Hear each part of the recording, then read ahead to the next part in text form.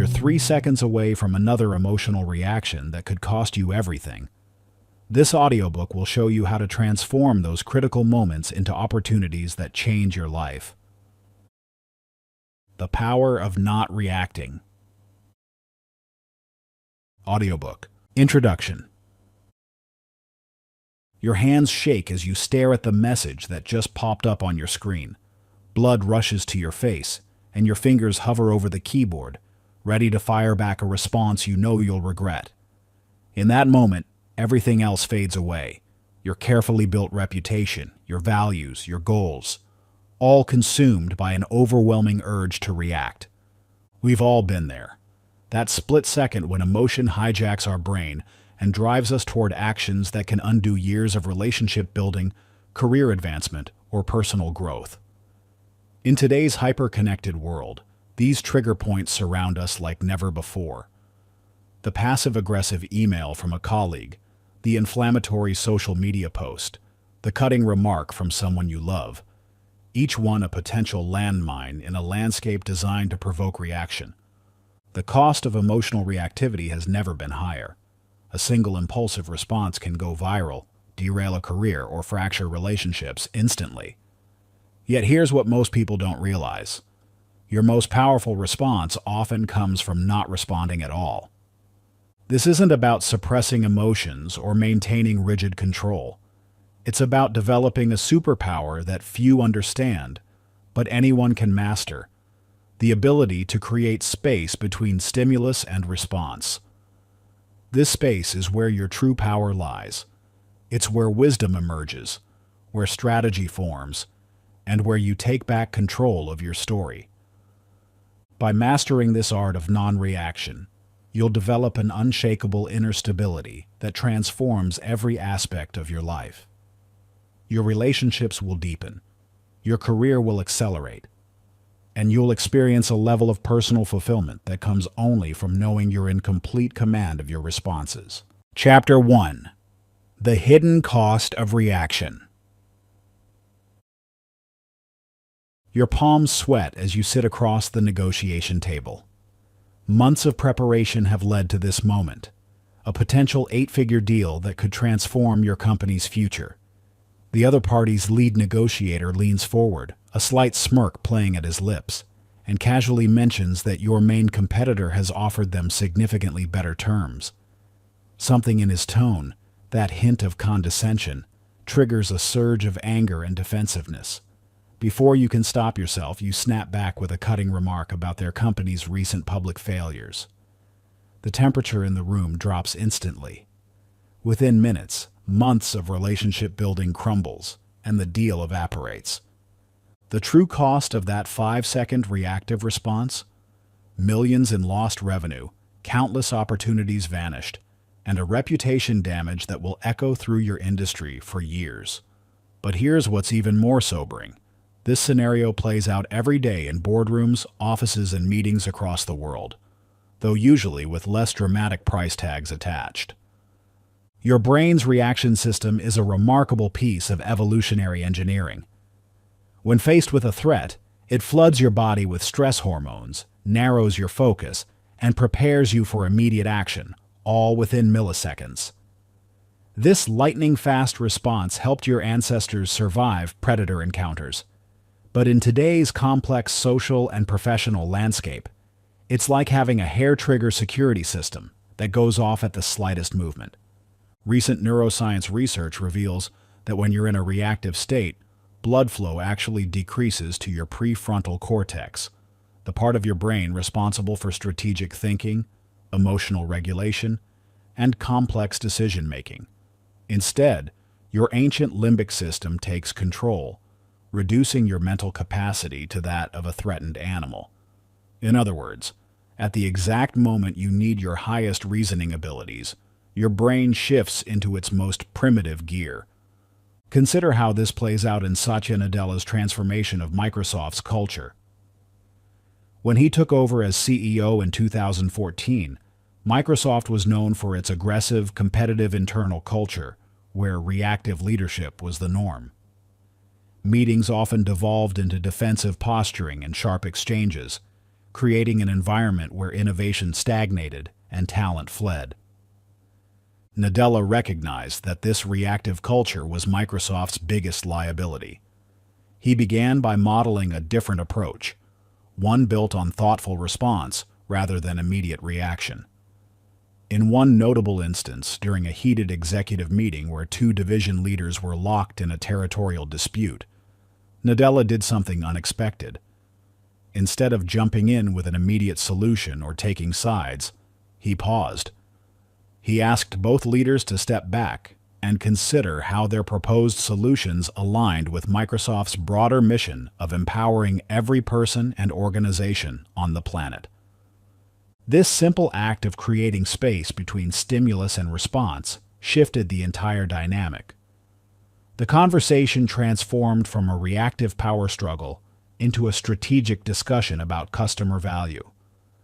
This approach, replicated countless times across the organization, played a crucial role in Microsoft's remarkable resurgence, with its stock price increasing over 400% during Nadella's first 5 years as CEO. But you don't need to be a CEO to see how reactive patterns silently sabotage success. Take Alex, a brilliant software developer whose technical skills were unmatched in his team. Despite his expertise, he remained stuck at the same level for years while watching less talented colleagues advance. The reason? His reactive communication style. Whenever his code received criticism during reviews, Alex would immediately launch into a defensive explanation, or, worse, point out flaws in his colleagues' work.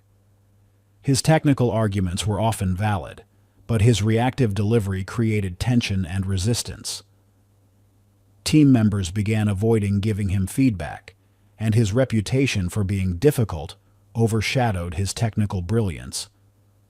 The turning point came when Alex's manager gave him frank feedback about how his reactive communication style was holding him back. Instead of reacting defensively as usual, Alex forced himself to pause. In that moment of pause, he realized how his pattern of immediate reaction was sabotaging his career goals. Alex developed a simple strategy. Whenever he received code review comments, he would wait at least an hour before responding. This cooling-off period allowed him to separate the emotional trigger from his technical response. Within 6 months, team dynamics shifted dramatically. His colleagues began seeking his input more frequently, and his reputation transformed from difficult genius to trusted senior developer. 3 months later, he received the promotion that had eluded him for years. These stories highlight a crucial truth. Your reactive patterns aren't your fault, but they are your responsibility. Your brain's threat response system will continue to fire automatically. That's its job. But you can develop the ability to pause before acting on these impulses, creating space for wiser choices. The journey to mastering your reactive patterns begins with awareness. Tonight, take 5 minutes before bed to reflect on your day's 3 most costly reactive moments. Don't judge or analyze. Simply observe and note them down. What triggered you? What was your immediate reaction? What would you do differently with the benefit of hindsight?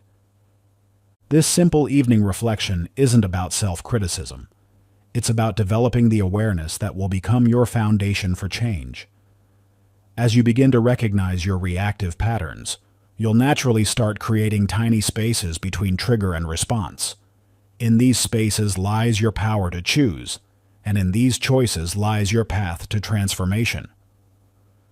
Your challenge for this week: keep a small notebook by your bed. Each night, write down 3 situations where you reacted automatically. Just observe and record. No judgment, no analysis. This simple act of observation will begin to transform your relationship with reactivity, one moment at a time. Chapter 2: Breaking Free from Autopilot.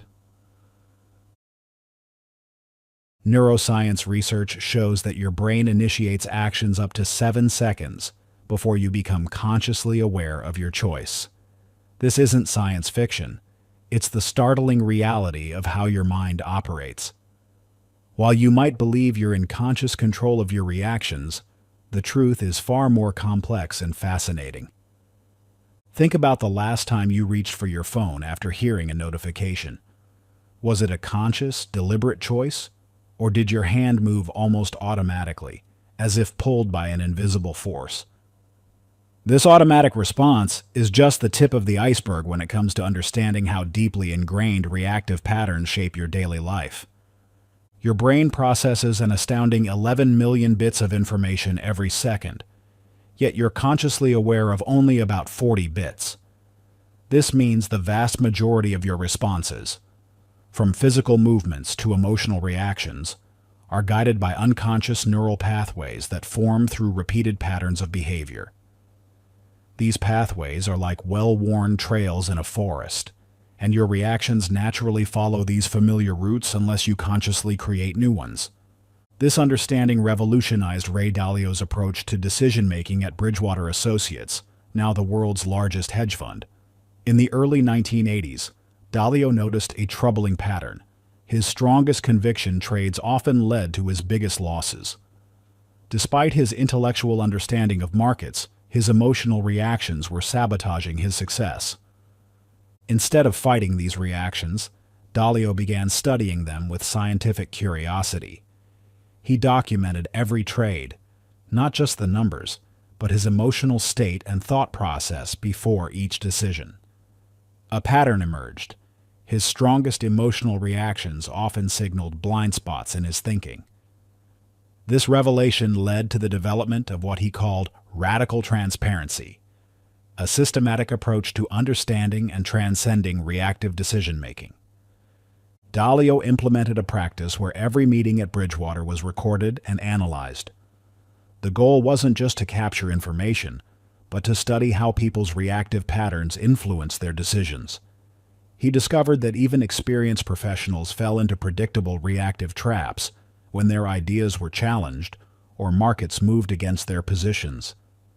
This observation led to the creation of baseball cards for each employee, not tracking their performance stats, but their typical reaction patterns. By making these patterns visible and discussable, Bridgewater created an environment where people could catch their reactions before they took over. The results were remarkable. Not only did investment performance improve, but the firm developed a unique culture of psychological safety, where people could acknowledge and work with their reactive patterns, rather than being controlled by them. The key insight from Dalio's experience wasn't just about investment decisions. It was about the power of bringing unconscious patterns into conscious awareness. Your brain's automatic reactions aren't the enemy. They're valuable data points about your underlying patterns and beliefs. The real breakthrough comes when you learn to catch these patterns before they take over. This is where the concept of pattern interruption becomes crucial. Your reactive patterns are like a line of falling dominoes, each thought and feeling triggering the next in a rapid cascade. But if you can catch the sequence at any point, you create space for a different response. Maria, an emergency room nurse with 15 years of experience, discovered this truth during one of the most challenging periods of her career. The constant pressure of life and death decisions had created deeply ingrained reactive patterns. When things went wrong, she would tense up, her voice would sharpen, and the entire team's stress levels would escalate. The turning point came during a particularly chaotic shift. A critical patient was crashing, equipment was malfunctioning, and her team was falling into familiar patterns of stressed reactivity. But this time, something was different. Just before snapping at a new nurse who had fumbled an instrument, Maria noticed the tension in her shoulders. This tiny moment of awareness, this pattern interruption, created just enough space for her to take a breath. Instead of reacting with her usual sharp command, she paused for a split second and spoke calmly. "Let's reset. What do we need right now?" That simple pause transformed the entire dynamic of the room. The team's anxiety levels dropped, communication improved, and they stabilize the patient more efficiently than ever. Intrigued by this experience, Maria began studying her reaction patterns more closely. She identified specific triggers, certain types of cases, particular team dynamics, even specific times during her shift when she was more likely to react automatically. She developed a simple technique she called the shoulder check, using physical tension as an early warning system for emotional reactivity. Over the next 6 months, Maria taught this technique to her entire department. The results were remarkable. Patient satisfaction scores improved, team communication became more effective, and most importantly, medical outcomes showed measurable improvement. What started as one nurse's moment of awareness transformed an entire department's approach to high-stress situations. The power of pattern interruption lies in its simplicity. You don't need to understand all your psychological complexities or resolve all your emotional triggers. You just need to catch yourself in that crucial moment before reaction takes over. This is where real choice becomes possible. Your unconscious patterns will continue to fire. That's how your brain is designed to work. But by developing awareness of these patterns, you create the opportunity for different responses. Each time you catch a reactive pattern before it takes over, you're literally rewiring your brain's response pathways. Tomorrow, you'll begin this rewiring process with a simple but powerful challenge. Keep a small notebook with you throughout the day. Your task is to identify your 3 most common reaction triggers, those situations or interactions that reliably push your buttons. But here's the crucial part. Don't try to change these reactions yet. Simply observe them with curiosity, noting, what specifically triggered the reaction? Where in your body did you first feel it? What was your automatic response? This isn't about judgment or change. It's about developing the awareness that precedes transformation. Like a scientist studying a fascinating phenomenon, approach your reactive patterns with genuine curiosity. Each reaction you notice is valuable data, helping you map the territory of your unconscious patterns. Chapter 3. The Control Paradox. Your attempts to control your emotions are making them worse. Every time you try to force yourself to calm down or get over it, you're actually amplifying the very feelings you're trying to suppress. This isn't just theory. It's a neurological fact that has profound implications for your emotional well-being and success. Think of the last time you told yourself to stop being angry or just relax. How did that work out? If you're like most people, the mere act of trying to control the emotion actually intensified it. It's like trying to hold a beach ball underwater. The harder you push down, the more forcefully it wants to pop up. The science behind this phenomenon is fascinating. When you attempt to suppress an emotion, you activate 2 competing neural networks simultaneously, one generating the emotion and another trying to inhibit it. This creates a neural tug-of-war that consumes massive amounts of mental energy, while actually strengthening the emotional circuit you're trying to quiet. Research has shown that people who regularly attempt to suppress their emotions experience them more intensely and more frequently than those who don't. Even more striking, brain imaging studies reveal that emotional suppression activates the amygdala, your brain's threat detection center, making you more reactive, not less. Arianna Huffington learned this lesson the hard way. In 2007, 2 years after founding the Huffington Post, she collapsed from exhaustion, hitting her head on her desk and breaking her cheekbone. For years, she had prided herself on her ability to power through stress and emotional fatigue, seeing her capacity to suppress feelings of overwhelm as a strength. "I was proud of my ability to get by on 4 hours of sleep," she later wrote. "I had bought into the delusion that burnout was the necessary price for success." This approach worked, until it didn't. The collapse forced her to confront a painful truth. Her attempts to control and suppress her body's stress signals were creating a pressure cooker of accumulated tension. The wake-up call led Huffington on a journey to understand the true nature of emotional well-being. She discovered that her previous approach, trying to master emotions through force of will, was fundamentally flawed. Instead of fighting against her emotional responses, she began studying them with curiosity. She implemented what she called micro steps, tiny moments throughout the day where she would check in with her emotional state without trying to change it. Rather than pushing away feelings of stress or anxiety, she would acknowledge them. "Oh, there's that tension in my shoulders again. That's interesting." This shift from control to curiosity transformed not only her personal well-being, but her entire approach to business leadership. The Huffington Post began incorporating wellness rooms and meditation spaces into their offices. Nap rooms, once considered corporate heresy, became a standard feature.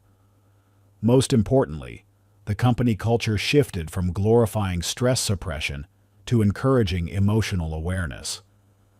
The results were remarkable. Employee satisfaction increased, turnover decreased, and the company's growth accelerated. By working with rather than against emotional responses, Huffington had discovered a more sustainable and ultimately more successful way of operating. This brings us to the revolutionary concept of emotional surfing. Instead of trying to control your emotions like an authoritarian dictator, you learn to ride them like a skilled surfer rides waves. A surfer doesn't try to control the ocean. That would be futile. Instead, they develop the skill to work with the water's natural movement. The same principle applies to your emotional landscape. Each emotion is like a wave. It will rise, peak, and eventually dissipate on its own if you don't interfere with the process. Your job isn't to control the wave, but to develop the balance and skill to ride it. This approach requires a fundamental shift in how you relate to your emotions. Instead of seeing them as problems to be solved or enemies to be conquered, you begin to recognize them as valuable signals carrying important information about your internal and external environment. James, a software engineering manager and father of 2 young children, discovered this truth through his struggles with anger. For years, he prided himself on his ability to keep it together at work, maintaining a facade of calm control even in the most stressful situations. But at home, the accumulated tension would erupt in bursts of anger over minor incidents. The breaking point came when he snapped at his 6-year-old daughter for spilling juice on the carpet. The look of fear in her eyes shattered his illusion of having his emotions under control. That evening, he found himself Googling anger management techniques, adding to his arsenal of suppression strategies. But something different happened when he encountered the concept of emotional surfing. Instead of trying to eliminate his anger, he began paying attention to how it manifested in his body. He noticed that anger always started as a tightness in his chest before moving to his shoulders and jaw. The next time he felt that familiar tightness beginning, instead of immediately trying to suppress it, he got curious.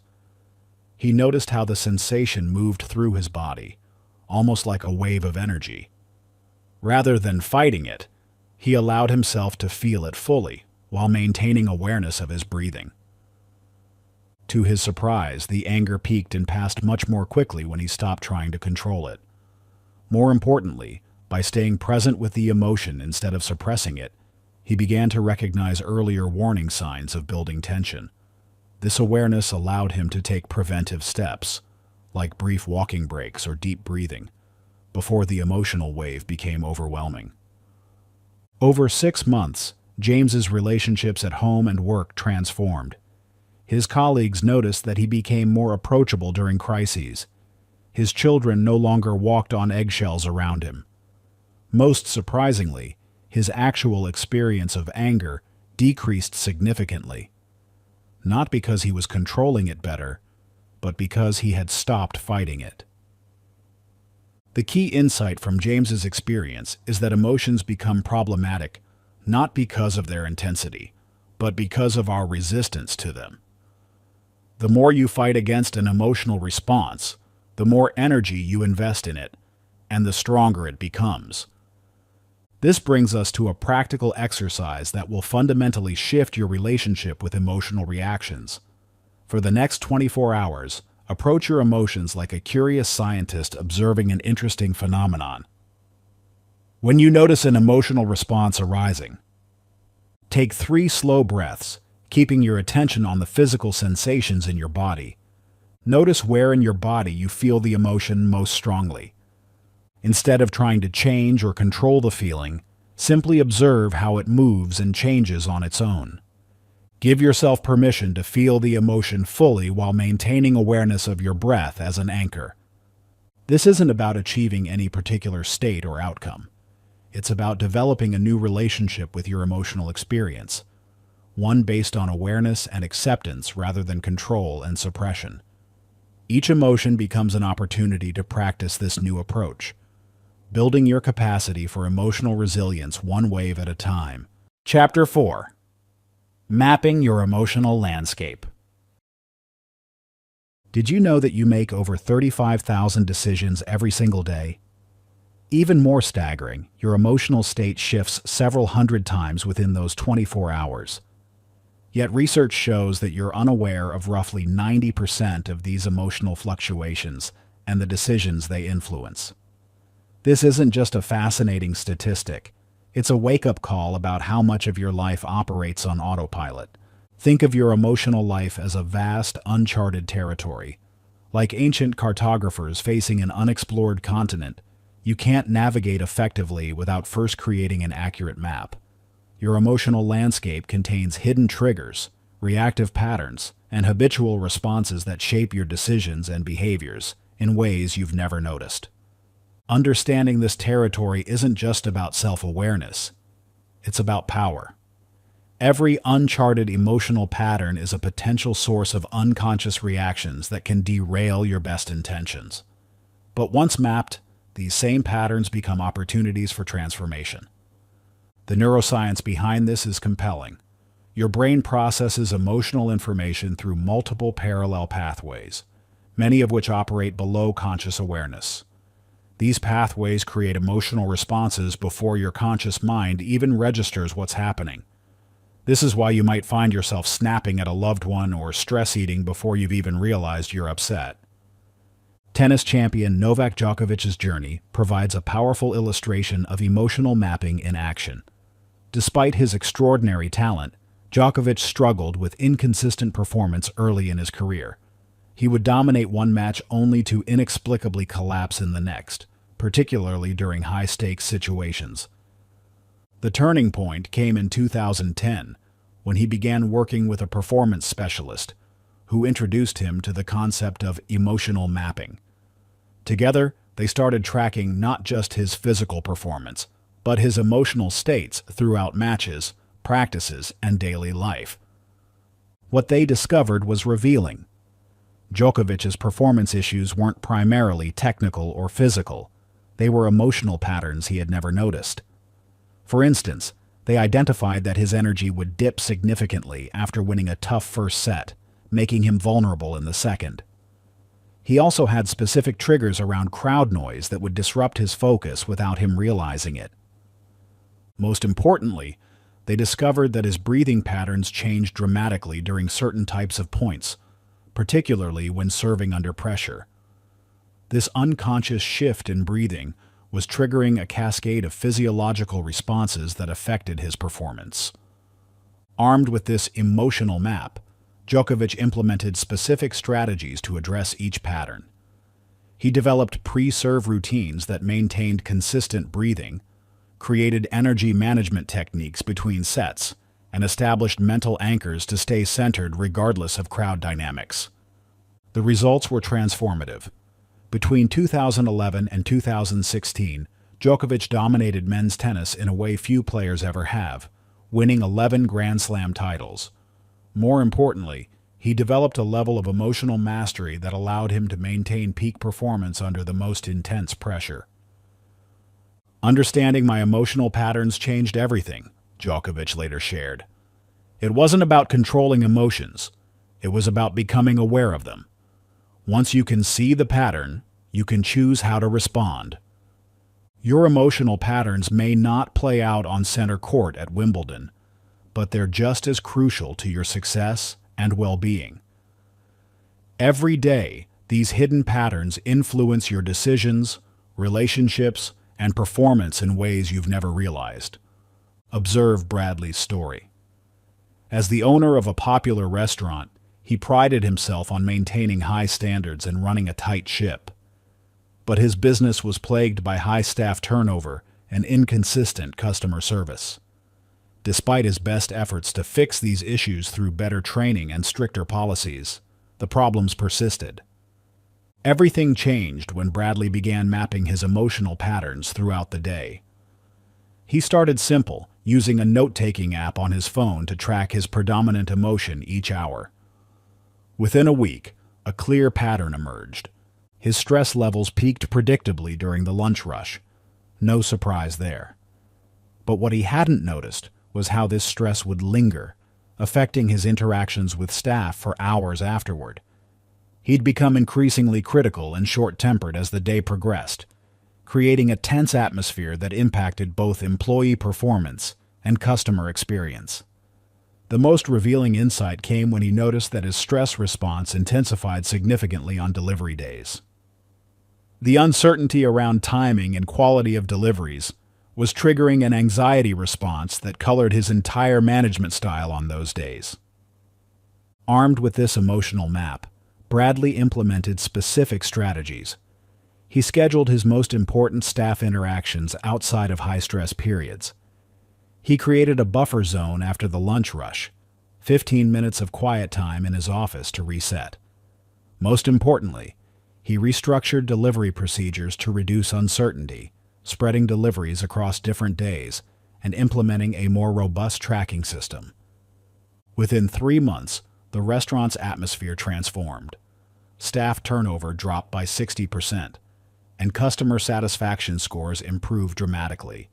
By understanding and adapting to his emotional patterns, Bradley had created a more stable and positive environment for everyone.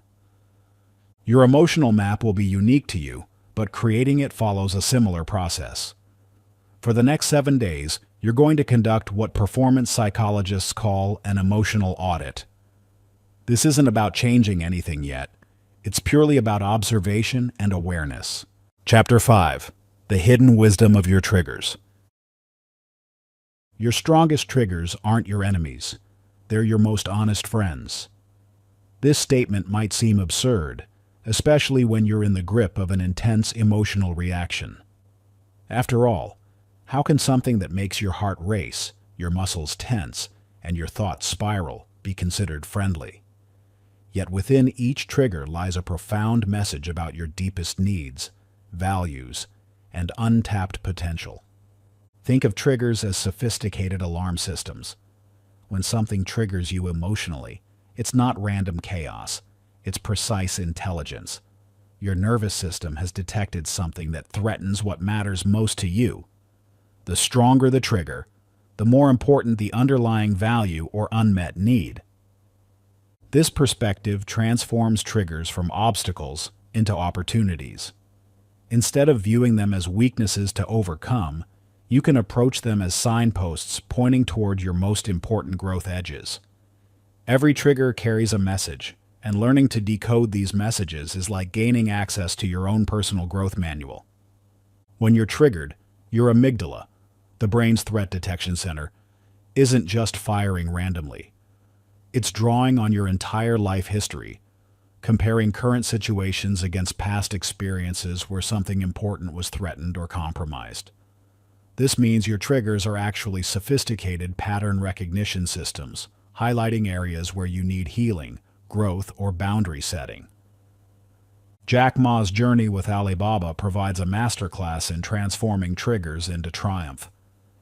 Before becoming one of the world's most successful entrepreneurs, Ma faced rejection after rejection. He applied to Harvard 10 times and was rejected each time. He was turned down for 30 different jobs, including one at KFC, where 24 people applied and he was the only one rejected. Most telling was his extreme triggered response to these rejections. Each no would send him into a spiral of self-doubt and anger that could last for days. Rather than just being disappointing, these rejections triggered something much deeper. They activated intense feelings of inadequacy and shame. Instead of trying to suppress these reactions or toughen up, Ma began studying his trigger patterns. He noticed that his strongest reactions came not from the rejections themselves, but from moments when he felt his intelligence or potential was being underestimated. This wasn't just about job applications. It was about a deeper need to prove his worth and challenge conventional measures of success. I started to see that my triggers were actually showing me what I cared about most, Ma later shared. They weren't telling me to give up. They were showing me exactly what I needed to fight for. This realization led to a profound shift. Instead of trying to fit into existing systems that triggered him, Ma began building something entirely new. His sensitivity to being underestimated became fuel for creating opportunities for others who didn't fit traditional molds. Alibaba's early mission, to empower small businesses that traditional banks and companies overlooked, emerged directly from Ma's transformed relationship with his triggers. The trigger that once sparked shame became the foundation of a revolution in Chinese e-commerce. By 2014, Alibaba had grown into one of the world's largest e-commerce companies, facilitating billions of dollars in transactions and helping millions of small businesses succeed.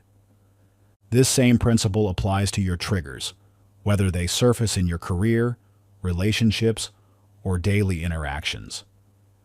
Each emotional hotspot contains valuable data about what matters most to you and where you need to focus your growth energy.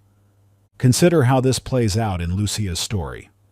As a recently divorced mother of two, Lucia found herself intensely triggered by interactions with her ex-husband.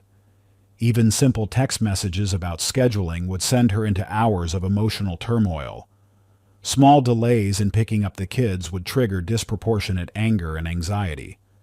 Initially, Lucia tried to suppress these reactions, believing they showed she hadn't moved on properly. But through working with a counselor, she began approaching her triggers differently. Instead of fighting them, she started getting curious about their messages. Using a simple journaling practice, Lucia started tracking her strongest triggers and exploring the deeper needs beneath them. A pattern emerged. Her most intense reactions came not from her ex-husband's actions themselves, but from moments when she felt powerless or when her role as a mother seemed threatened. This insight was transformative. The triggers weren't telling her to control her ex-husband's behavior. They were highlighting her need to build inner security and establish clear boundaries. She realized her excessive reactions to schedule changes weren't really about punctuality.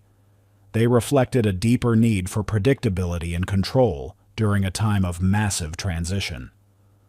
Armed with this understanding, Lucia began responding differently. Instead of fighting for control over her ex-husband's actions, she focused on building structures that gave her more personal agency. She created buffer times in her schedule, developed independent backup plans for childcare, and started setting clearer boundaries about communication. Most importantly, she learned to welcome her triggers as informative rather than threatening. When strong emotions arose, she would ask herself, "What is this trigger trying to tell me about what I need?" This simple shift transformed her co-parenting relationship and accelerated her personal growth. Your triggers carry similarly valuable messages. Each emotional flare-up is an opportunity to understand yourself more deeply and identify areas ripe for growth. The key is learning to decode these messages instead of just reacting to them. Here's your challenge for the next 3 days. Create a trigger translation journal. Each time you experience a strong emotional trigger, take 5 minutes to explore these 3 aspects. The situation. What specifically happened? Be objective and detailed.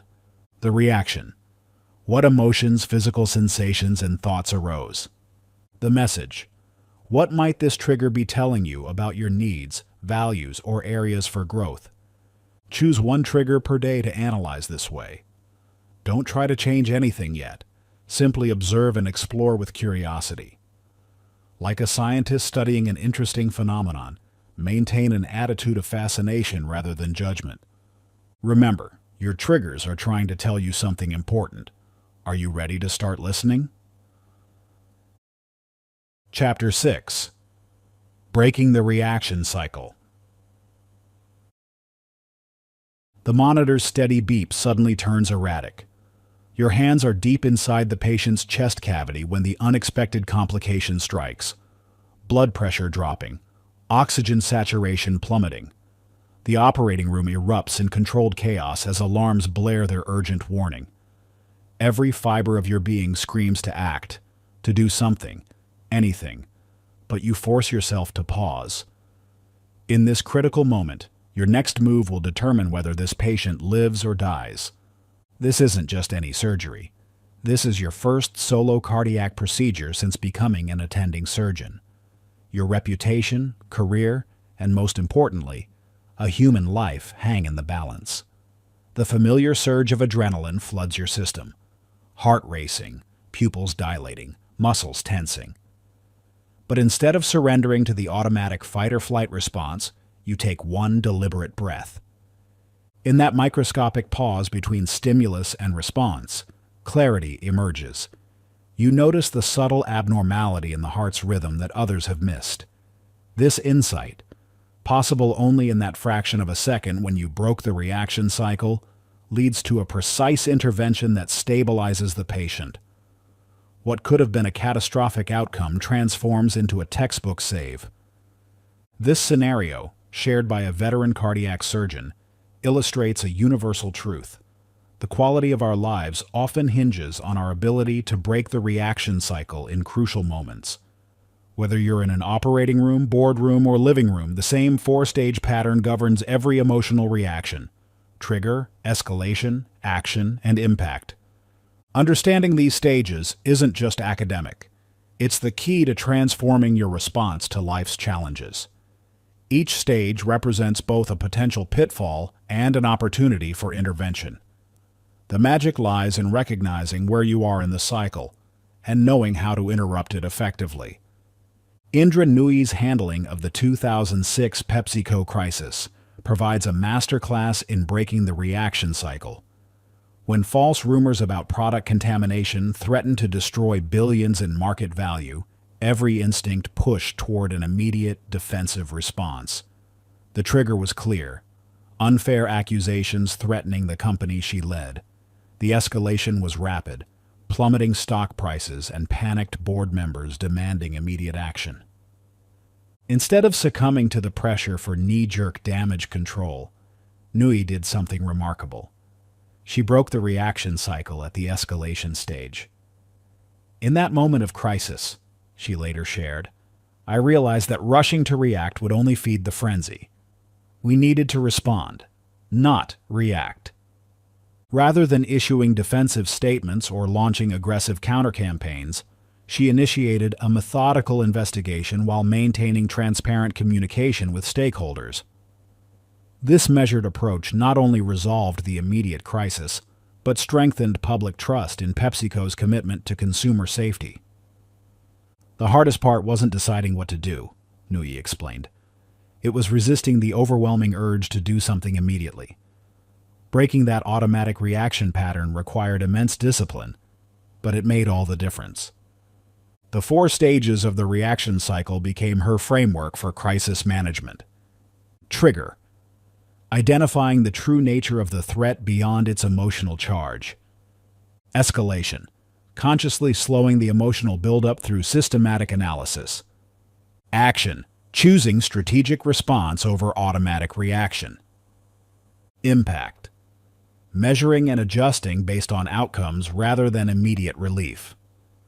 This framework transformed not just how she handled crises, but how PepsiCo approached challenges at every level. By teaching her executive team to recognize and interrupt their reaction cycles, she created a culture of thoughtful response that drove the company's success for years to come. The same principles that worked in PepsiCo's boardroom can transform your daily challenges. Breaking the reaction cycle isn't about suppressing normal emotional responses. It's about inserting strategic pauses that allow for better choices. David, a high school physics teacher in an underperforming district, discovered this truth through necessity. His first year teaching was a constant battle with reactive behavior, both his students and his own. Every disruption triggered an immediate disciplinary response, creating a cycle of escalating tensions that made effective teaching impossible. "I was caught in a reaction loop," David recalled. "Student acts out, I react with punishment. They react with more defiance, I react with stricter punishment. Nobody was learning anything except how to make each other miserable." The turning point came when David started studying his own reaction patterns. He noticed that his most challenging class was right after lunch, when his energy was low and his patience shorter. By identifying this pattern, he could prepare for potential triggers instead of being blindsided by them. He began experimenting with breaking the reaction cycle at different stages. When a student would act out, trigger, instead of immediately escalating with a reprimand, he would pause and take a deep breath. This tiny intervention prevented the automatic escalation stage, giving him space to choose a more effective response. "The most powerful discovery was that by breaking my reaction cycle, I helped students break theirs," David explained. "When I responded to disruption with curiosity instead of anger, it changed the whole dynamic. Students started catching themselves mid-reaction too." Within one semester, David's classroom transformed from a battleground into a learning community. Test scores improved, but more importantly, students developed crucial emotional regulation skills that served them far beyond physics class. The key to breaking your own reaction cycle lies in recognizing your personal patterns and implementing strategic interruptions at each stage. At the trigger stage, practice immediate awareness. Notice the physical sensations that signal an emotional reaction is beginning. This awareness creates a crucial split-second pause before escalation begins. During escalation, use pattern interruption techniques. Change your physical state through movement, breathing, or shifting position. This breaks the momentum of emotional buildup. At the action stage, implement the 3 R's: recognize, retreat, respond. Recognize you're about to react. Retreat momentarily if possible, then choose a conscious response. Finally, in the impact stage, analyze outcomes objectively. What worked? What didn't? Use this information to refine your intervention strategies for next time. Your challenge for the next 3 days is to become a scientist of your own reaction cycle. Choose one triggering situation you frequently encounter, perhaps a specific person who pushes your buttons or a recurring stressful scenario. Each time it occurs, identify which stage of the reaction cycle you're in and attempt one small intervention. Document what works and what doesn't. Remember, you're not trying to eliminate reactions. You're learning to navigate them skillfully. Every time you break the reaction cycle, you strengthen your capacity for conscious response over automatic reaction. Chapter 7. The Power of the Pause. 1 second of pause would have given me a different life. These words, spoken by James Mitchell from death row, echo through the cold concrete corridors of San Quentin State Prison. In a single moment of rage, he took a life and forever altered his own. That split second between trigger and action, a space so small yet so significant, held the power to change everything. You've experienced these pivotal moments yourself. The heated argument where one wrong word escalated into a relationship-ending fight. The impulsive email reply that damaged a professional relationship. The snap judgment that led to a missed opportunity. Each instance represents a crucial moment where a fraction of a second could have changed everything. What makes the pause so powerful? It's the space where possibility lives, the gap between what happens to you and how you choose to respond. This isn't just philosophical musing. It's hardwired into your neurobiology. Research reveals that your brain begins preparing for action up to 7 seconds before you consciously make a decision. This means you have a wider window for intervention than you might think. Nelson Mandela's 27 years in prison provide perhaps the most profound demonstration of the power of the pause in human history. During his imprisonment on Robben Island, he faced daily provocations designed to break his spirit. Guards would taunt him, deny him basic necessities, and attempt to provoke violent reactions that would justify harsh treatment. One incident particularly illustrates Mandela's mastery of the pause. A young guard, notorious for his cruelty, one day threw Mandela's food into the dirt and spat on it. Every fiber of Mandela's being urged immediate retaliation. The other prisoners watched, expecting, perhaps hoping, to see their leader stand up to this blatant disrespect. Instead, Mandela paused. In that space between provocation and response, he saw something others missed, the guard's own fear and conditioning. Rather than reacting with anger, Mandela calmly asked the guard about his family, his background, his dreams. This unexpected response created a crack in the guard's hostile facade. Over months, through consistently choosing response over reaction, Mandela transformed this relationship. The guard eventually became one of his strongest advocates within the prison system, secretly carrying messages to the ANC and helping improve conditions for other prisoners. "It was not my natural response," Mandela later wrote. "It was a conscious choice, made possible only by creating space between stimulus and response." The pause space operates like a muscle. It strengthens with deliberate practice. Start with situations where the stakes are low, but the triggers are real. When your phone buzzes with a notification, pause before reaching for it. When someone cuts you off in traffic, pause before honking. Each tiny victory expands your capacity for bigger challenges. Let's talk about Diana Lucas, one of the FBI's top crisis negotiators.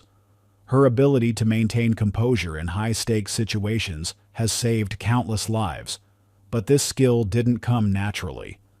Early in her career, she struggled with reactive responses that sometimes escalated volatile situations. "I learned that the quality of my pause determined the quality of my outcome," Diana explains. "In hostage situations, every word carries life or death weight. The pause isn't just about holding back. It's about creating space for optimal response." One case particularly tested Diana's pause practice.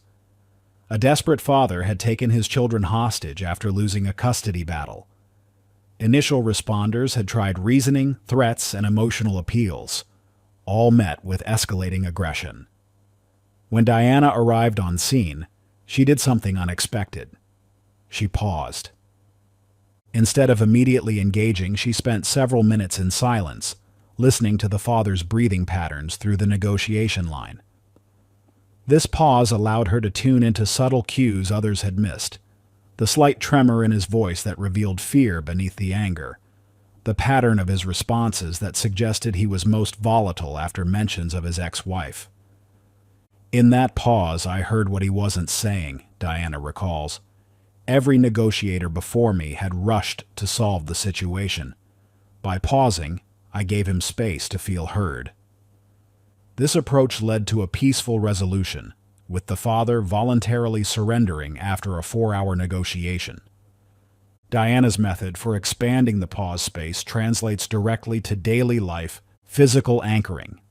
When triggered, immediately focus on physical sensation, feet on the ground, breath in the body. This breaks the mental spiral and creates natural pause. Curiosity bridge. Use the pause to shift from reaction to investigation. What's beneath the trigger? What's driving the other person's behavior? Response. Crafting. Only after completing the first 2 steps, consciously choose your response based on desired outcome rather than emotional urgency. The power of the pause lies not in its duration, but in its quality. Even a fraction of a second, used consciously, can alter the trajectory of a situation. This isn't about suppressing natural reactions. It's about creating space for chosen responses. Your challenge for the next week is deceptively simple. Take 3 conscious breaths before responding in any situation that triggers an emotional reaction. Not 1 breath, not 2. Specifically 3. This precise number matters because it creates enough space to break reactive patterns while remaining practical in real-world situations. Count them silently. Inhale 1, exhale 1, inhale 2. Exhale 2, inhale 3. Exhale 3. Then respond. This isn't just an exercise in breathing. It's your first step in mastering the space between stimulus and response, where your true power lies. Chapter 8. The Silent Revolution. You've already learned 3 crucial lessons since opening this chapter, and I haven't written a word yet. Take a moment to notice what just happened in your mind. Did you start searching for these phantom lessons? Did you feel a slight tension, an urge to figure it out? Most importantly, did you notice how this silence created space for your own thinking? In our noise-filled world, silence has become a forgotten superpower. Every notification demands a response. Every message expects an immediate reply. Every confrontation seems to require a swift defense.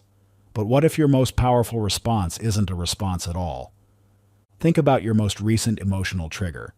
Perhaps a cutting comment from a colleague or a passive-aggressive text from a family member.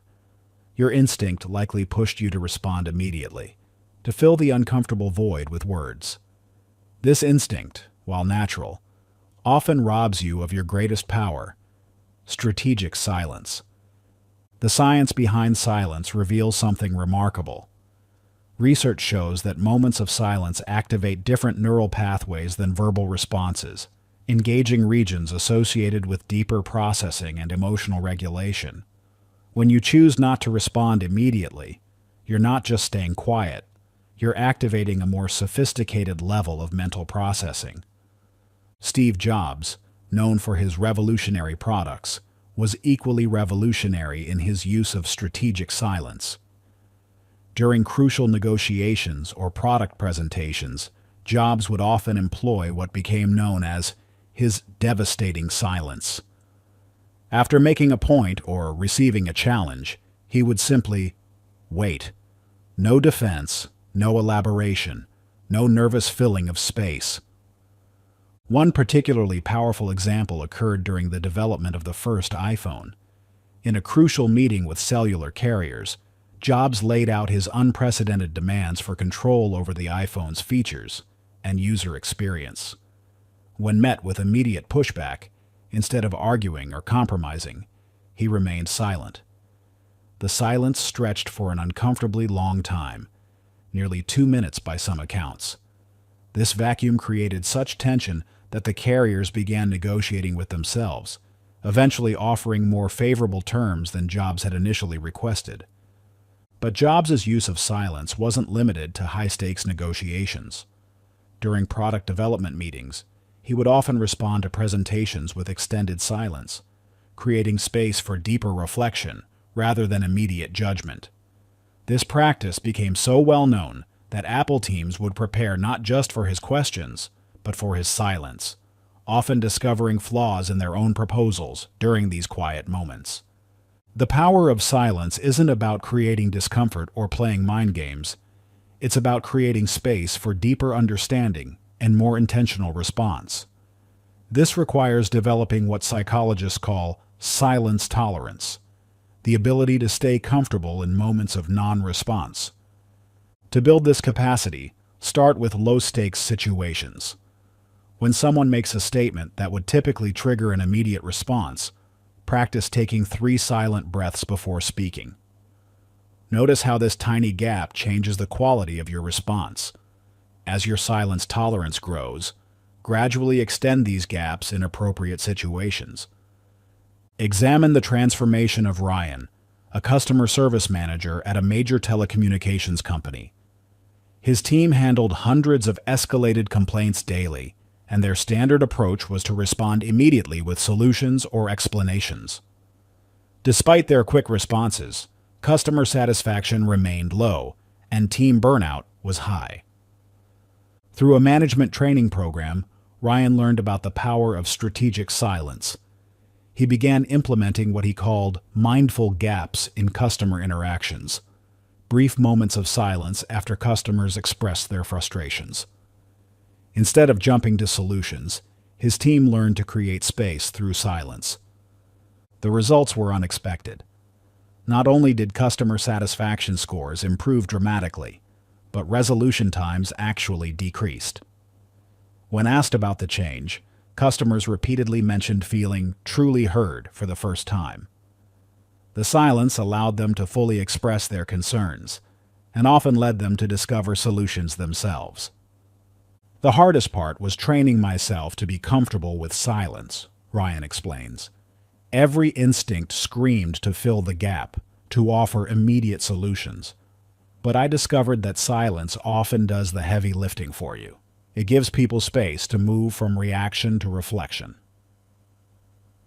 Ryan's team developed a simple but effective protocol. After a customer expresses frustration, take one full breath of silence. After receiving important information, pause for 2 breaths before responding.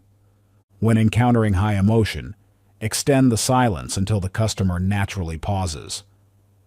This practice transformed not just customer interactions, but team dynamics as well.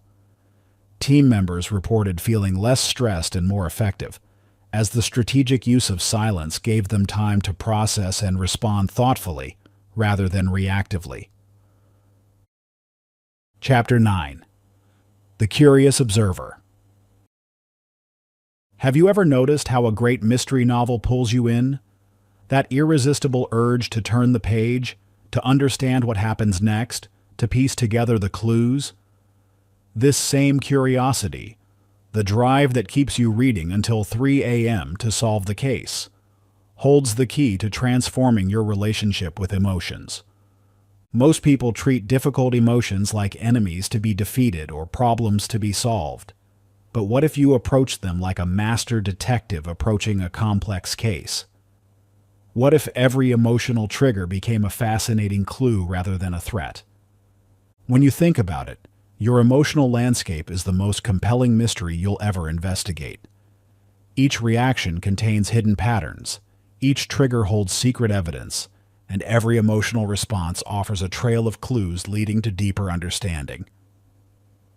The power of curiosity and emotional mastery finds its roots in groundbreaking research, which demonstrates that approaching emotions with genuine interest actually changes their neural signature in the brain. When you shift from resistance to curiosity, you activate different neural pathways, moving from the threat response system to regions associated with learning and discovery. Jane Goodall's revolutionary work with chimpanzees provides a masterclass in the power of curious observation. When she first arrived at Gombe in 1960, the prevailing scientific method was to interact directly with the chimps, often trying to elicit specific behaviors. Instead, Goodall chose a radical approach. She simply watched with genuine fascination. For months she sat quietly, observing their behaviors without judgment or interference. Her field notes didn't label behaviors as good or bad. She simply documented what she saw with precise, curious attention. This approach led to groundbreaking discoveries about chimpanzee behavior that had eluded more interventionist researchers. The parallels to emotional mastery are striking. Goodall's success came not from trying to change or control the chimp's behavior, but from developing what she called patient curiosity. When she discovered chimps using tools, a finding that revolutionized our understanding of primates, it wasn't through active investigation, but through careful, interested observation. I had to learn to quiet my own preconceptions, Goodall later wrote. The moment I thought I knew what I would see, I became blind to what was actually happening. This same principle applies powerfully to our emotional lives. The moment we think we know what an emotion means, or how we should respond, we miss the crucial evidence it's trying to show us. Applying this approach to your emotional life requires developing what psychologists call curious mindfulness. the ability to observe your emotional responses with genuine interest rather than judgment. This isn't about analyzing or fixing. It's about watching with the same fascination you'd bring to an engaging mystery. Start by treating each emotional reaction as a piece of evidence in a larger case. Instead of immediately trying to change or suppress an emotion, approach it with these detectives' tools. When anger arises, notice its physical signature in your body with genuine interest. Where exactly do you feel it? How does it move? What preceded its arrival? When anxiety appears, observe its pattern like a detective tracking footprints. What trail of thoughts led here? What physical sensations accompany it? When sadness emerges, document its characteristics with professional curiosity. What quality does it have? What triggers preceded it? How does it affect your breathing, posture, and energy? This observational approach creates a crucial gap between experiencing an emotion and reacting to it. By becoming curious about your emotional responses, you naturally step out of their grip and into the role of fascinated investigator. Miguel, a professional poker player in Las Vegas, discovered the power of this approach when his emotional tells were costing him crucial games. Traditional advice told him to suppress his reactions, to develop an unreadable poker face. But the more he tried to control his emotions, the more obvious his tells became. Working with a performance coach, Miguel took a radically different approach. Instead of trying to eliminate his emotional responses, he began studying them with genuine curiosity. He started keeping detailed notes about his emotional patterns during games, treating each reaction as valuable data rather than a problem to solve. I became a detective of my own emotional landscape, Miguel explains. Instead of trying to hide my excitement when I got good cards, I got curious about exactly how that excitement manifested. Where did I feel it first? What tiny muscle movements did it trigger? This curious observation led to fascinating discoveries. Miguel realized his tells weren't just random reactions. They followed specific patterns tied to his level of certainty about his hand. By understanding these patterns through observation, rather than trying to suppress them, he gained deeper insight into his own decision-making process. More importantly, this same curiosity allowed him to better read his opponents. When I stopped judging my own emotions so harshly, I became much more attuned to subtle emotional cues in others, he notes. It was like switching from trying to control the game to becoming fascinated by its emotional dynamics. Within 6 months, Miguel's tournament earnings increased significantly, but the real transformation went beyond poker. This approach changed how I handle all emotions, he reflects. Instead of seeing anxiety as something to fight, I get curious about what it's telling me. Instead of trying to shut down anger, I investigate what triggered it. Every emotion becomes an interesting case to solve. Your challenge for the next 24 hours is to become an emotion detective. Choose one specific emotion that typically challenges you: anger, anxiety, sadness, or even excitement. Your mission is to gather evidence about this emotion with professional curiosity. Keep a small notebook handy and document 3 key pieces of evidence each time your chosen emotion appears. Physical evidence. What bodily sensations accompany this emotion? Circumstantial evidence. What situation or trigger preceded it? Pattern evidence. How does this instance compare to previous appearances of the same emotion? Remember, you're not trying to change anything. You're simply gathering clues with professional interest. Like any good detective, maintain an attitude of fascinated neutrality. There are no bad clues, only interesting evidence. Chapter 10. The Body's Hidden Language. Right now, your body is giving you exactly 17 different signals about your emotional state, and you're missing every single one. Your shoulders hold tension from this morning's frustration. Your breathing pattern shifted 3 times while reading that first sentence. Your jaw clenches slightly, perhaps questioning this bold claim.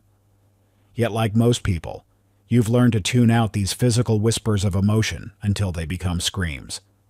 Think of your body as the world's most sophisticated early warning system, a complex network of sensors constantly gathering emotional data before your conscious mind catches up. That gut feeling you get about a situation? It's not mystical intuition.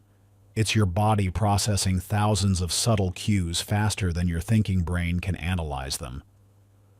The science of interoception, your ability to sense your body's internal state, reveals something remarkable.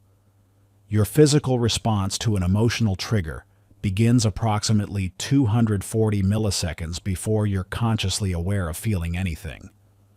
This means your body knows how you feel before you do.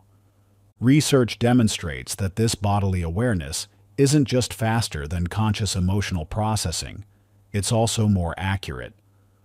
When study participants were asked to predict their emotional responses to various scenarios, their physiological measurements, heart rate variability, skin conductance, muscle tension, predicted their actual reactions with 85% accuracy, while their conscious predictions were only 42% accurate. Michael Phelps's journey to becoming the most decorated Olympian of all time offers a masterclass in harnessing this body-emotion connection. Early in his career, Phelps struggled with pre-race anxiety that would manifest in physical tension, particularly in his shoulders and chest. Rather than trying to eliminate these sensations through mental techniques alone, Phelps and his longtime coach Bob Bowman developed what they called physical response training. Before every race, Phelps would perform a detailed body scan, noting every physical sensation without trying to change it. He learned to recognize the subtle difference between performance-enhancing activation and performance-hindering tension. Over time, this practice evolved into his famous pre-race routine, where he would methodically check in with different parts of his body while standing behind the starting block. "I started treating my body like an emotional GPS," Phelps later explained. "Instead of seeing pre-race butterflies as something to fight, I learned to read them like navigation signals, telling me exactly what adjustments I needed to make." This approach proved crucial in the 2008 Beijing Olympics, when his goggles filled with water during the 200-meter butterfly. Because he had trained his body awareness so precisely, he completed the race perfectly, counting his strokes and trusting his body's signals, winning gold and setting a world record despite being effectively blind. The key insight from Phelps's experience isn't just about athletic performance. It's about developing what neuroscientists call interoceptive accuracy, the ability to correctly interpret your body's signals. This skill proves invaluable in every area of life where emotions play a role, from high-stakes negotiations to personal relationships. To develop this capacity, start by understanding that your body communicates in 4 primary channels. Muscle tension patterns reveal emotional states before they reach consciousness. Anxiety often appears first in the shoulders, anger in the jaw, and sadness in the chest. Breathing rhythms shift with emotional states. Quick and shallow with stress, held breath with fear, deep and slow with calm. Digestive signals, that gut feeling, often indicate emotional responses before mental awareness catches up. Temperature changes, particularly in the hands and face, can signal emotional shifts before you consciously register them. Nina, a corporate mediator in Singapore, discovered the power of this body-emotion connection during a particularly challenging merger negotiation. Despite her extensive training in conflict resolution, she often found herself caught off guard by sudden emotional escalations between parties. "I was so focused on reading other people's body language that I completely ignored my own body's warnings," Nina recalls. Working with a somatic coach, she began paying attention to her own physical sensations during negotiations. She noticed a particular tension in her solar plexus that would appear roughly 2 minutes before discussions typically became heated. "It was like my body was picking up on subtle signs of escalating tension before anyone started raising their voices," she explains. Nina started using this awareness as an early warning system. When she felt that familiar tension, she would proactively shift the conversation's direction or call for a brief break. Within 3 months, her success rate in difficult negotiations increased by 40%. The most surprising discovery was how this awareness changed my presence in the room, Nina notes. When I started honoring my body's signals, other people seemed to unconsciously pick up on that groundedness. Discussions became calmer, more productive. Your challenge for the next week is to create your personal body-emotion dictionary. Choose 3 specific times each day to perform a quick body scan. Morning, before starting your day. Afternoon, during a typical stress point. Evening, before bed. During each scan, spend exactly 90 seconds noting every physical sensation you can detect.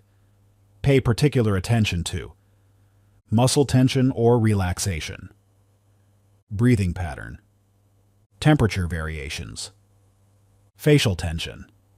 Don't try to change anything. Simply observe and note these sensations alongside your emotional state at that moment. By day 7, patterns will emerge, revealing your body's unique emotional language.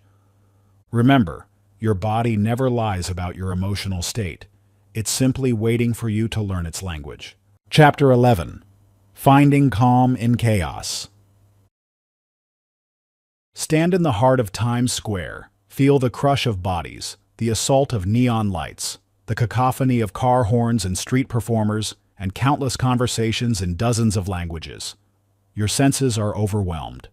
Your nervous system screams for escape.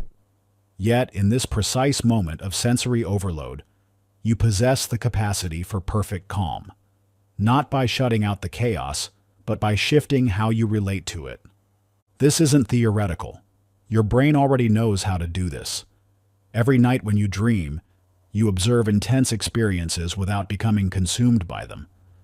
This same capacity for mindful observation exists in your waking life, waiting to be activated. The neuroscience behind this ability is fascinating. When you shift from being immersed in an experience to observing it, your brain activity literally transforms. The amygdala, your emotional alarm system, reduces its activity while the prefrontal cortex, your wisdom center, increases engagement. This creates what neuroscientists call the observer effect, the ability to experience intense emotions while maintaining a calm, clear perspective. Phil Jackson, legendary NBA coach of the Chicago Bulls and Los Angeles Lakers, understood this principle long before neuroscience confirmed it. Known as the Zen Master, Jackson faced a unique challenge when he took over the Bulls in 1989. He had arguably the greatest basketball player of all time in Michael Jordan, but the team couldn't translate individual talent into championship success. Jackson realized the problem wasn't skill, it was emotional reactivity. In high-pressure moments, players would get caught up in their emotions, losing perspective and making costly mistakes. His solution was revolutionary for professional sports at the time: mindfulness training. He introduced the team to meditation practices focused on developing the observer perspective. Players learned to maintain awareness of their emotions without being controlled by them. Jordan, initially skeptical, later credited this training as crucial to his development as a leader. The biggest difference, Jordan explained, was learning to see pressure moments from above, like watching myself in a movie. I could feel the intensity, but wasn't consumed by it. The results were unprecedented. 6 NBA championships in 8 years. Other teams had talented players. Other teams had excellent strategies. But Jackson's Bulls mastered something more fundamental: the ability to maintain perspective in chaos. The observer perspective isn't just for elite athletes. It's a trainable skill that transforms how you handle every emotional challenge in your life. The key lies in understanding that you are not your emotions. You are the awareness that experiences them. Think of your emotional experience as a movie playing on a screen. When you're caught in reactivity, it's like sitting in the front row. The images are overwhelming, all-consuming. The observer's perspective is like walking to the back of the theater. The movie still plays with all its intensity, but you have space to see it clearly. This space allows you to respond rather than react. It transforms emotional triggers from overwhelming experiences into valuable information. The key is developing what psychologists call metacognitive awareness, the ability to observe your thoughts and feelings as they occur. Layla, an air traffic controller at one of Europe's busiest airports, discovered the transformative power of this perspective during a particularly challenging period. Managing dozens of aircraft simultaneously requires intense focus and split-second decisions. Any emotional reactivity can have serious consequences. I used to think being good at my job meant suppressing emotions, Layla explains. If I felt stress or anxiety, I saw it as a failure of control. This actually made the pressure worse because I was fighting my natural responses. Through mindfulness training, Layla learned to maintain the observer perspective during high-stress situations. Rather than trying to eliminate anxiety, she learned to observe it while staying focused on her tasks. Now, when I feel that flutter of anxiety as the traffic increases, I mentally step back and watch it like a weather pattern moving through. I can note anxiety is present without being consumed by it. This gives me the clarity to make better decisions. The results were remarkable. Not only did her performance metrics improve, but her job satisfaction increased dramatically. The stress didn't disappear, she notes, but my relationship with it completely transformed. The observer perspective becomes particularly powerful during emotional triggers. Instead of being hijacked by the initial rush of emotion, you can maintain enough distance to respond intentionally. This doesn't mean suppressing or analyzing your emotions. It means developing the capacity to experience them fully while maintaining perspective. Your challenge for the next 7 days is the neutral observer practice. 3 times each day, set a timer for 2 minutes. During this time, practice observing your current experience as if you're a neutral scientist studying an interesting phenomenon. Notice physical sensations, emotions, and thoughts without trying to change them. If you feel resistance or judgment, observe that too. The goal isn't to feel any particular way. It's to strengthen your capacity to maintain perspective regardless of what you're experiencing. Start with relatively calm moments. As you build confidence, gradually practice during more challenging situations. By day 7, try maintaining the observer perspective during a mild emotional trigger. Remember, the chaos of life won't stop, but your ability to find calm within it is always available, one mindful observation at a time. Chapter 12. The Power of Strategic Pausing. The moment you feel you have absolutely no time to pause is exactly when you need it most. Think about the last time you were racing against a deadline, juggling multiple urgent demands, or facing a crisis that demanded immediate action. Every fiber of your being screamed for immediate response. Yet in these precise moments, a strategic pause could have completely transformed your outcome. This isn't about taking lengthy breaks or stepping away from responsibility. It's about mastering the micro moments that separate exceptional performance from costly mistakes. The paradox of strategic pausing is that it actually accelerates your path to success by preventing the detours of hasty decisions. The science behind strategic pausing reveals something fascinating about peak performance. Under pressure, your brain's default response is to narrow its focus, an evolutionary adaptation that served our ancestors well when facing immediate physical threats. However, in today's complex world, this narrowing often eliminates crucial context and creative solutions. A strategic pause interrupts this automatic narrowing, allowing your brain to access its full problem-solving capacity. Richard Branson's journey with strategic pausing offers a masterclass in this principle. In 1984, Virgin Atlantic faced a critical moment when British Airways launched an aggressive campaign to drive them out of business. Branson's team pushed for immediate retaliatory action, presenting what seemed like logical countermeasures. Instead of jumping into action, Branson did something unexpected. He retreated to his private island for 24 hours of focused contemplation. His team was initially frustrated by what seemed like dangerous hesitation. However, this strategic pause allowed Branson to see beyond the obvious reactive options. During this pause, Branson realized that matching British Airways' aggressive tactics would drain Virgin's resources and potentially damage their brand. Instead, he developed a creative strategy that turned British Airways' aggression against them. Virgin positioned itself as the friendly underdog, fighting corporate bullying, earning massive public support and customer loyalty. This wasn't the only time strategic pausing saved Virgin Group. In 2000, when the dot-com bubble was at its peak, Branson's advisors strongly urged him to invest heavily in various internet ventures. The pressure to act quickly was intense. Opportunities seemed to be disappearing daily. Again, Branson implemented a strategic pause. He spent 3 days reviewing not just the opportunities, but his gut feelings about them. This pause allowed him to recognize patterns of unsustainable growth that others missed in their rush to invest. Virgin Group's conservative approach during this period saved them from the devastating losses many companies suffered when the bubble burst. The ability to step back, Branson later wrote, especially when every instinct screams for immediate action, has saved us from more disasters than any other single business practice.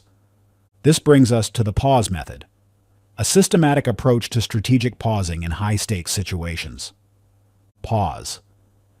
Create physical and mental space by taking 3 deep breaths. Acknowledge. Name the emotions and pressures you're experiencing without judgment. Understand. Assess the broader context and potential implications. Select. Consider multiple options before choosing your response. Engage. Act decisively once you've gained clarity. The power of this method lies in its scalability. It can be compressed into a few seconds for urgent situations, or expanded into a longer reflection period for major decisions. Dr. Thomas Brown, a trauma surgeon at a major urban hospital, discovered the transformative power of systematic pausing during his fellowship year. In emergency medicine, the pressure to act immediately is intense, literally life or death. However, Dr. Brown noticed that the most effective senior surgeons somehow created micro-moments of clarity, even in crisis situations. I used to think pausing during an emergency was dangerous, Dr. Brown explains, but I began to realize that the most costly mistakes happened when we rushed without those brief moments of assessment.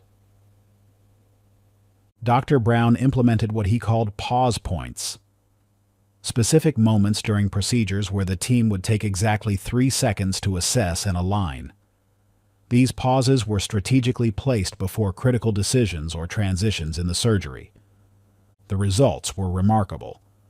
Over 6 months, his surgical team saw a 43% reduction in preventable complications. More surprisingly, the total procedure times actually decreased. The brief pauses improved team coordination and reduced the need to correct mistakes. The key was making these pauses systematic rather than random, Dr. Brown notes. By having designated pause points, we maintained the flow while ensuring we never missed crucial details in our rush to act. The pause method became particularly crucial during a challenging trauma case involving multiple injuries. During the procedure, Dr. Brown's team encountered unexpected complications. The standard protocol seemed inadequate for the unique situation they faced. Instead of pushing forward with the usual approach, Dr. Brown called a pause point. In those 3 seconds, each team member focused on what they were observing. This brief pause allowed them to synthesize their observations and develop a modified approach that better suited the patient's specific needs. Those 3 seconds completely changed the course of the surgery, he reflects. Without that pause, We might have missed crucial details that ended up being vital for the patient's recovery. Chapter 13. The Art of Response Design. A master chef doesn't frantically improvise dinner, they design it. Your responses deserve the same craftsmanship. Think about the last time you encountered a triggering situation. Did you improvise your response in the heat of the moment, or did you execute a carefully crafted strategy? The difference between these approaches often determines whether you'll feel proud or regretful of your actions. Most people treat emotional responses like short-order cooking, rushing to produce whatever comes to mind under pressure. But master communicators, like expert chefs, understand that excellence comes from thoughtful preparation and deliberate design. They know that the most powerful responses aren't spontaneous reactions, but carefully crafted expressions that align with their deepest values and intentions. The science of response design reveals something fascinating about human behavior. Your brain processes information and formulates responses through neural pathways that strengthen with repetition. When you leave your responses to chance, you're essentially letting these pathways form randomly, often reinforcing patterns that don't serve your highest goals. However, when you consciously design your responses, you're actively sculpting these neural pathways to support your intended outcomes. David Attenborough's work with dangerous wildlife offers a masterclass in response design. While his documentaries appear effortlessly natural, they're built on meticulously designed response patterns developed over decades of wildlife encounters. In 1979, during filming in Indonesia, Attenborough faced a potentially deadly situation with a Komodo dragon. The massive lizard, typically docile during filming, suddenly became aggressive and charged toward him. Instead of relying on instinct, Attenborough executed a pre-designed response pattern he had developed for predator encounters. His calm, measured movements, neither running nor freezing, diffused the situation and created what became an iconic wildlife moment. Later, he revealed that this wasn't luck or natural talent, but the result of careful response design. Every potential wildlife encounter has a specific protocol, Attenborough explained. We design these responses long before we need them, which allows us to remain composed in moments where instinct might lead us astray. This principle extended beyond dangerous encounters. Attenborough developed designed responses for everything from equipment failures to unexpected animal behaviors. Each potential scenario had a pre-crafted response template that could be adapted to specific situations. This systematic approach transformed potentially chaotic moments into opportunities for exceptional footage and storytelling. The response design framework emerges from this understanding. It's a systematic approach to crafting responses that align with your values and goals. Identify your triggers with precision. Clarify your desired outcome. Design your ideal response template. Practice in low-stakes situations. Refine based on results. This framework isn't about creating rigid scripts. It's about developing flexible response patterns that you can adapt to any situation. Think of it like a jazz musician who masters scales and patterns so thoroughly that they can improvise beautifully within any musical context. Natalie's kindergarten classroom transformation illustrates the power of response design in action. As a first-year teacher, she found herself constantly reacting to classroom disruptions, creating a cycle of escalating chaos. Each day felt like an improvised performance where she was always one step behind the action. Frustrated by this reactive approach, Natalie began studying her classroom dynamics. She identified 5 primary types of disruptive behavior and designed specific response patterns for each. For instance, when students argued over sharing materials, instead of her usual frustrated intervention, she designed a calm, 3-step response. First, she would kneel to the student's eye level, creating a sense of connection rather than authority. Then, she would acknowledge both children's desires using a consistent phrase, I see you both want to create something special." Finally, she would guide them through a simple sharing protocol she had designed. The results were remarkable. Within weeks, her classroom atmosphere transformed. Not only did disruptions decrease, but her students began mimicking her designed responses in their own conflicts. The most surprising thing, Natalie noted, was how this approach actually gave me more spontaneity in my teaching. Because I wasn't constantly putting out fires, I had more energy for creative instruction. But Natalie's most significant breakthrough came during an unexpected parent confrontation. A frustrated father burst into her classroom after school, angry about a seating arrangement. In the past, this type of surprise confrontation would have flustered her. However, because she had designed responses for parent interactions, she smoothly engaged her planned pattern: acknowledge, investigate, collaborate. She began with her designed acknowledgement phrase, "I appreciate you caring so deeply about your child's experience." This simple, practiced response immediately shifted the dynamic. The conversation transformed from confrontational to collaborative, leading to a solution that benefited everyone. Having designed responses doesn't mean you become robotic, Natalie explains. Instead, it gives you a foundation of confidence that actually allows for more authentic connection. Your challenge for this week is the response architecture exercise. Choose 3 challenging situations you frequently encounter, perhaps a critical coworker, a family member's triggering behavior, or a stressful work scenario. For each situation, write down your typical reactive response. Envision your ideal response. Design a simple, flexible response template. Practice your designed response in a low-stakes setting, like role-playing with a friend. Use your designed response in real situations and note the results. Remember, you're not creating rigid scripts, but crafting reliable patterns that you can adapt to any situation. Like a master chef's recipes, your response designs should serve as trusted foundations that free you to respond with both intention and authenticity. Chapter 14. Applied Emotional Intelligence in Action. Your phone buzzes with an urgent work message. Your teenager slams their door after an argument. Your partner makes that comment that always gets under your skin. In the span of mere minutes, life demands intelligent responses to complex emotional situations. How you handle these rapid-fire moments determines the trajectory of your relationships, career, and personal growth.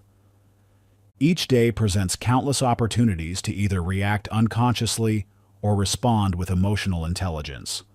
The difference lies not in avoiding emotional situations, that's impossible, but in developing the practical skills to navigate them effectively. This isn't about theoretical knowledge. It's about applied emotional intelligence in real-world situations. The science of applied emotional intelligence reveals 4 fundamental pillars that transform abstract concepts into practical skills: recognition, regulation, expression, and impact. These pillars form a dynamic system that allows you to navigate emotional situations with precision and purpose. Recognition involves accurately identifying emotions in yourself and others. Regulation focuses on managing emotional intensity without suppression. Expression deals with communicating emotions effectively.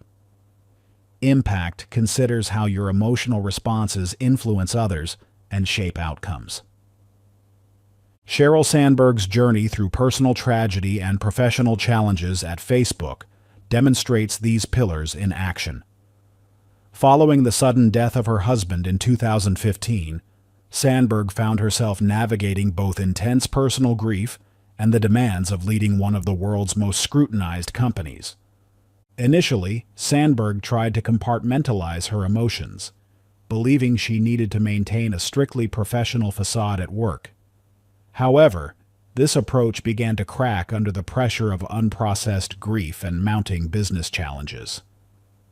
The turning point came when she realized that authentic emotional intelligence meant integrating her emotional experience rather than trying to segment it. She developed a systematic approach to emotional recognition, starting each day by acknowledging her emotional state rather than trying to push it aside. This practice of emotional awareness allowed her to regulate her responses more effectively, choosing when to lean into vulnerability and when to maintain professional boundaries. In meetings, Sandberg began explicitly naming emotions, both her own and those she observed in her team. This emotional transparency, far from undermining her leadership, strengthened it. When discussing difficult decisions about content moderation or privacy policies, she would acknowledge the emotional complexity. "I'm feeling frustrated about this situation, and I imagine many of you are too. Let's use that emotion to fuel better solutions." This approach transformed how her team handled challenging situations. By modeling emotionally intelligent responses, Sandberg created a culture where emotions were seen as valuable data points rather than obstacles to overcome. The result was more nuanced decision-making and stronger team cohesion during crisis periods. The practical application of emotional intelligence requires specific tools for different situations. The RICE method, recognize, investigate, choose, express, provides a framework for real-time emotional navigation. Recognition involves quick body scans and emotional check-ins throughout the day. By developing this habit, you create a baseline awareness that helps you catch emotional shifts early. Investigation means getting curious about emotional triggers rather than reacting to them. This pillar transforms potentially reactive moments into opportunities for insight. Choice points emerge when you understand what you're feeling and why. This is where you consciously select your response, rather than defaulting to habitual reactions. Expression focuses on communicating your emotional experience clearly and constructively, whether that means setting boundaries, showing empathy, or advocating for needs. Kevin's story as an emergency dispatch operator illustrates how these principles transform high-stakes emotional situations. After 5 years on the job, Kevin noticed his effectiveness declining. Calls that once energized him now left him emotionally drained. More concerning, he found himself becoming increasingly reactive to callers' panic, sometimes missing crucial information because he couldn't maintain emotional clarity. Rather than accepting this as job burnout, Kevin began studying applied emotional intelligence. He started by mapping his emotional patterns during calls, noting which types of situations triggered stronger reactions. This awareness allowed him to develop specific strategies for different scenarios. For highly emotional callers, Kevin created a response template that began with matching their energy briefly to establish connection, then gradually guiding them toward a calmer state through his own measured responses. For aggressive callers, he developed a mental checklist to help him remain centered: physical grounding, conscious breathing, and focusing on the practical information needed.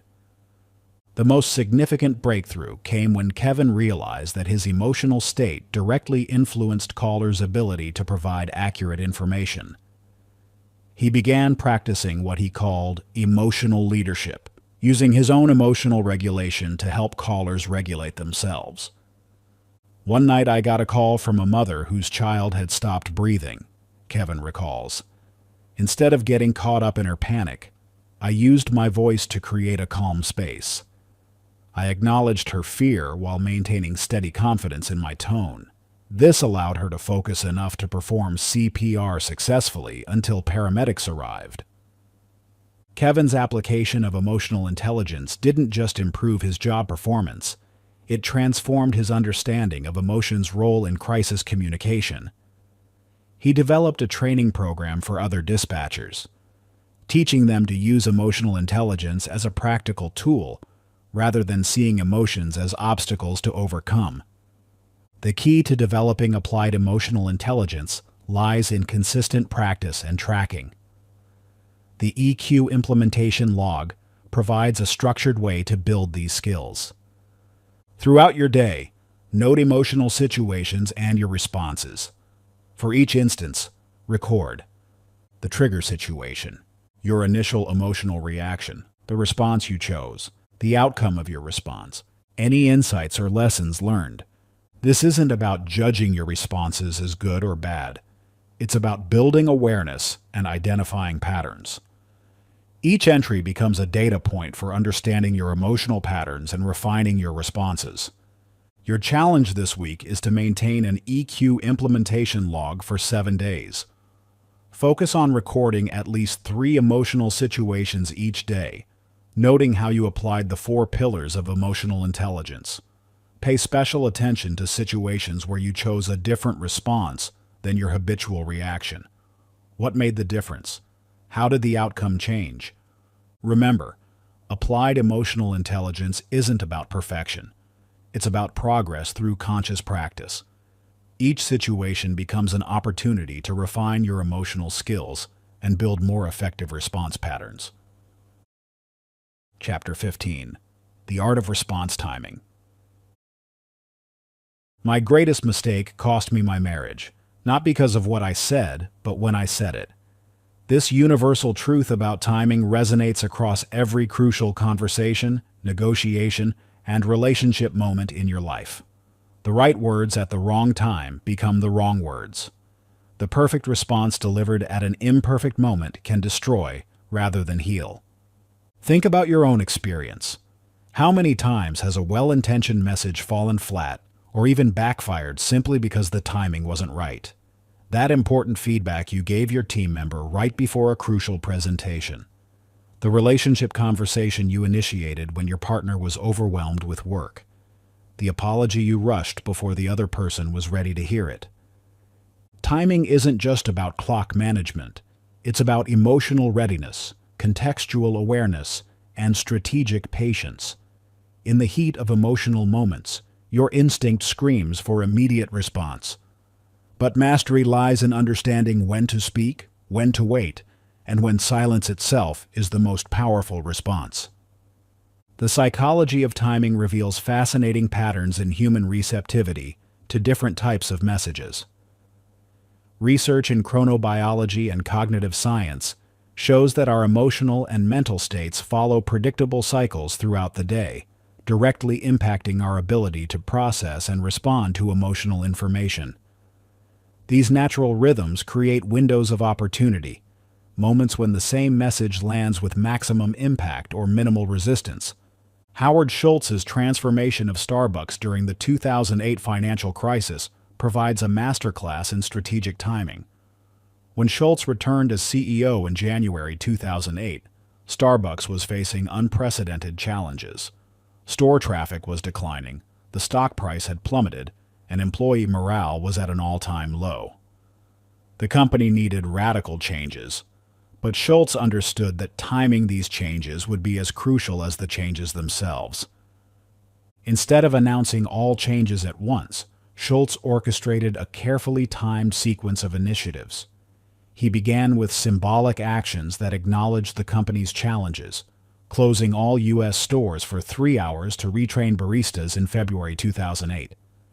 This timing was deliberate, after the morning rush but before the afternoon peak, minimizing business impact while maximizing media attention. The next phase of changes was timed to coincide with natural business cycles. Store closures were announced during traditionally slower periods. New initiatives were launched when employee energy typically peaked. Even difficult messages about layoffs were timed to allow maximum support and transition assistance. Perhaps most crucially, Schultz timed his communication strategy to build progressive buy-in. He started with internal communications to build employee trust, followed by supplier partnerships, and only then moved to broad public announcements. This sequential timing created a cascade of support that helped the company weather the crisis and emerge stronger. The strategic timing matrix provides a framework for mastering response timing in your own life. It considers 3 critical factors: emotional readiness, both yours and others, contextual alignment, the surrounding circumstances, and impact optimization, when your message will land most effectively. For emotional readiness, assess current emotional state of all parties, recent events or stressors affecting receptivity, natural energy and attention cycles. For contextual alignment, consider external pressures or deadlines, competing priorities or distractions, available time and space for proper discussion. For impact optimization, evaluate natural timing windows in daily, weekly rhythms, momentum from related events or conversations, support systems and resources available. Carmen's story as a divorce mediator illustrates these principles in action. After 15 years of mediating high-conflict divorces, Carmen noticed that the timing of discussions had more impact on outcomes than the content of those discussions. "I had two nearly identical cases," Carmen recalls. Both involved couples with similar issues around asset division and child custody. With the first couple, I followed their urgency to address everything immediately. Despite saying all the right things, every session devolved into conflict. With the second couple, I intentionally structured the timing of discussions based on emotional readiness. We started with low-conflict items during morning sessions when energy was fresh. We tackled financial discussions midweek when both parties were in their professional mindset. The most sensitive topics were reserved for times when both had completed their individual counseling sessions. The results were dramatic. The first case ended in litigation, while the second reached an amicable agreement. Same messages, different timing, radically different outcomes. Carmen developed what she calls timing intuition through deliberate practice. She began tracking natural patterns in client receptivity. She noticed that Monday mornings were terrible for emotional discussions, but ideal for practical planning. Late afternoon sessions needed more breaks and simpler topics. The week after holidays required extra patience and review.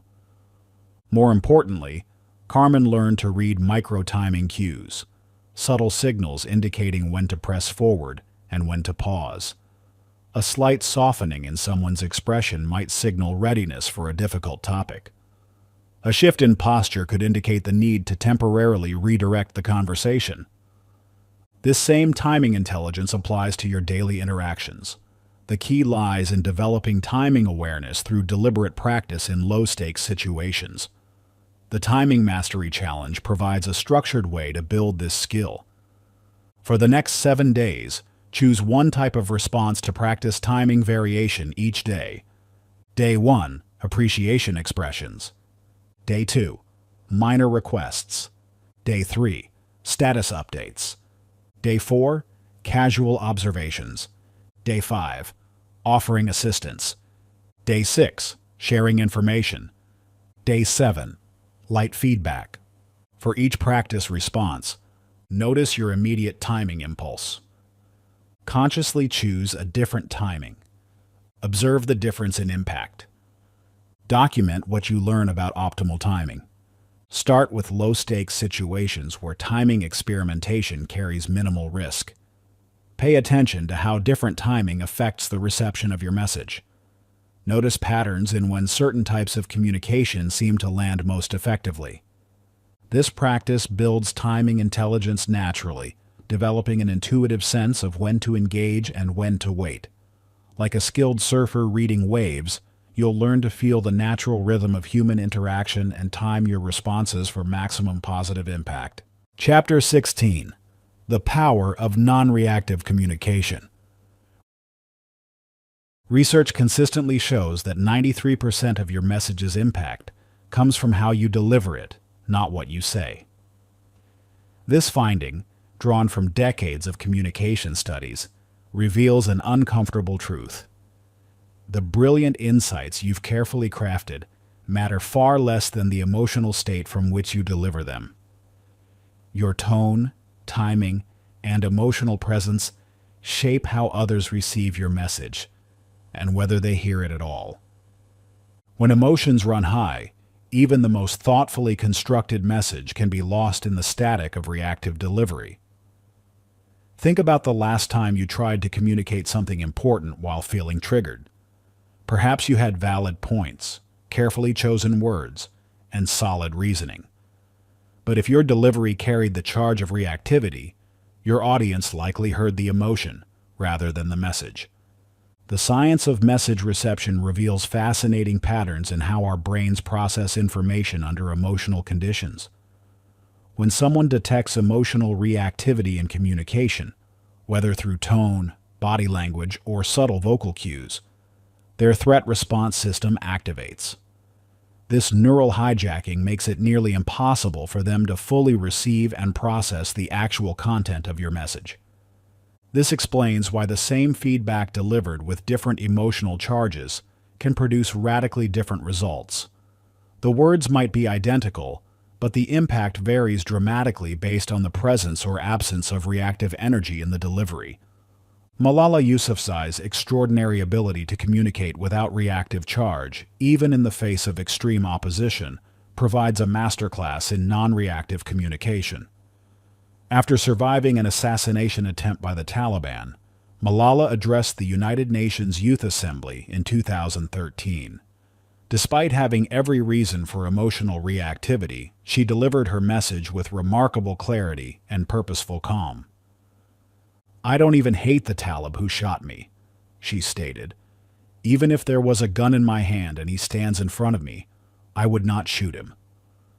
The power of this message came not just from the words themselves, but from their non-reactive delivery.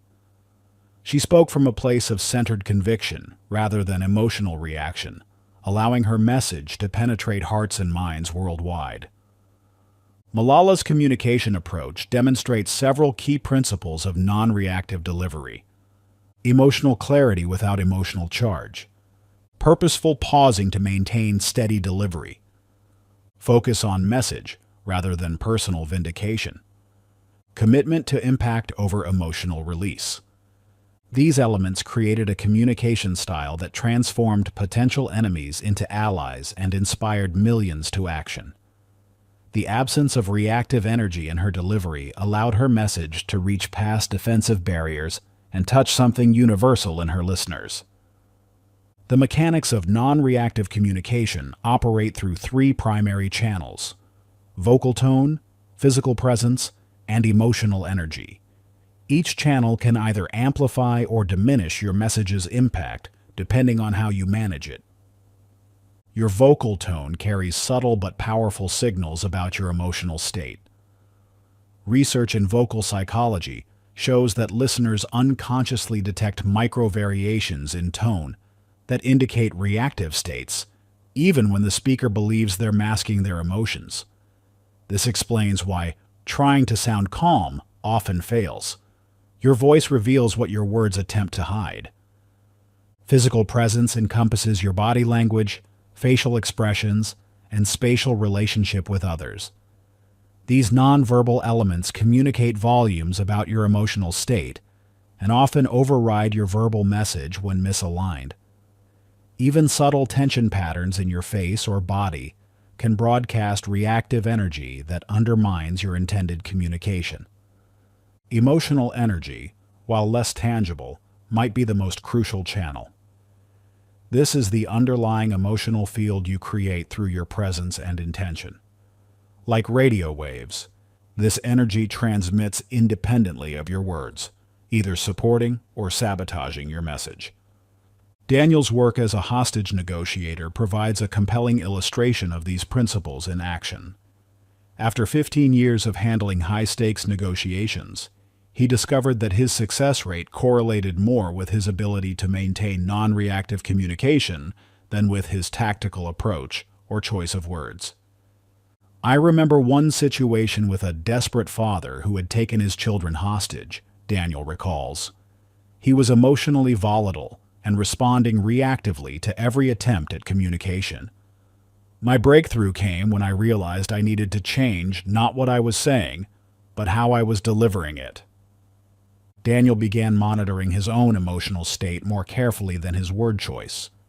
He developed a practice of grounding himself before each communication attempt, ensuring his delivery carried no reactive charge that might trigger the father further. I started feeling my feet on the ground, breathing deeply, and consciously releasing any tension in my body before speaking.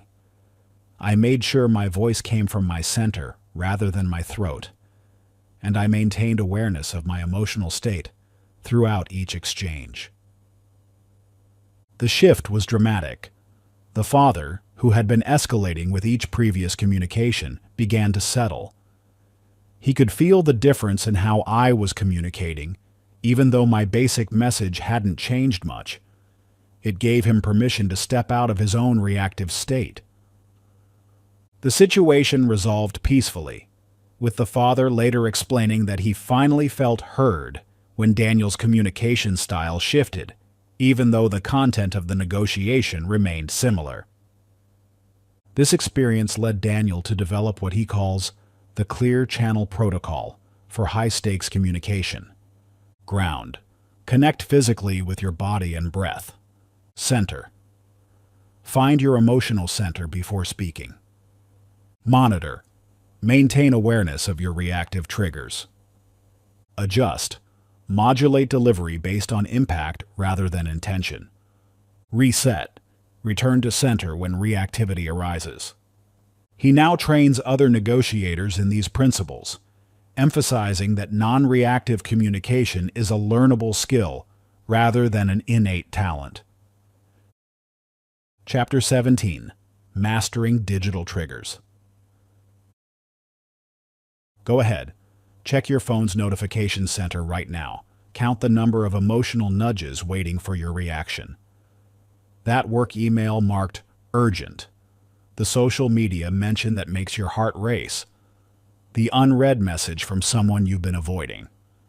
Each notification represents a potential emotional trigger, a digital tripwire designed to provoke an immediate response.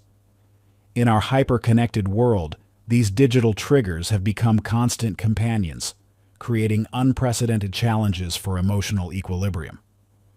The average person checks their phone 262 times per day, once every 5.5 minutes. Each check brings a fresh wave of potential triggers, from inflammatory social media posts to passive-aggressive work messages. This constant exposure to digital triggers creates a unique modern challenge, maintaining emotional balance in an environment explicitly designed to provoke reaction. The neuroscience of digital triggers reveals why they're particularly potent. Your brain processes digital social threats in the same regions as physical threats, but with an added complication: the absence of natural de-escalation cues present in face-to-face interaction. Without body language, tone of voice, and physical presence to provide context and modulation, digital triggers often provoke exaggerated emotional responses. Elon Musk's journey with digital reactivity offers a fascinating case study in both the perils and possibilities of managing online triggers. His Twitter presence became notorious for impulsive reactions that significantly impacted Tesla's stock price and his public image. A single reactive tweet in 2018 about taking Tesla private at $420 per share resulted in SEC fines and required him to step down as Tesla's chairman. This crisis point led Musk to develop what he called his digital pause protocol, a systematic approach to managing online triggers. He implemented a mandatory waiting period before responding to provocative content and established a team to review potentially reactive posts before publication. The results were transformative. While still maintaining his distinctive online presence, Musk's digital pause protocol helped prevent reactive posts that could damage his company's or reputation. Tesla's stock volatility decreased significantly during periods when Musk maintained his protocol, demonstrating the tangible business impact of managing digital triggers. The protocol included several key elements: identification of personal digital trigger patterns, mandatory cooling-off periods for emotionally charged topics, third-party review for high-stakes communications, regular assessment of emotional state before engaging online. The science of digital triggers reveals three key mechanisms that make them particularly challenging to manage. Immediacy. Digital platforms eliminate natural response delays, pushing for instant reaction. Amplification. The public nature of many digital interactions magnifies emotional stakes. Permanence. The knowledge that digital reactions become permanent records increases pressure. Understanding these mechanisms helps explain why digital environments often provoke stronger emotional responses than their real-world counterparts. The same criticism that might roll off your back in person can feel devastating when delivered through a digital medium. Digital trigger management requires a specialized approach because traditional emotional regulation strategies often fall short in online environments. The speed, scale, and permanence of digital interaction create unique challenges that demand specific solutions. Lisa, a social media manager for a major retail brand, discovered this truth through a series of escalating online crises. Her team's reactive responses to negative comments often transformed minor complaints into viral controversies, damaging brand reputation and team morale. I realized we were bringing offline response patterns to online challenges, Lisa explains. It was like trying to use landline etiquette for smartphone communication. The medium had changed, but our approach hadn't evolved. Lisa developed a systematic, non-reactive protocol for her team that transformed their crisis management success rate.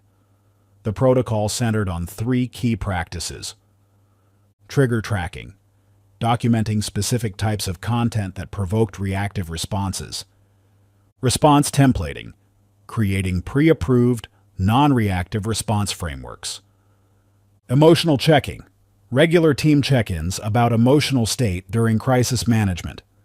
The results were remarkable. Within 6 months, the team's crisis resolution rate improved by 84%, and negative interaction chains decreased by 71%. More importantly, team stress levels dropped significantly, and job satisfaction scores increased.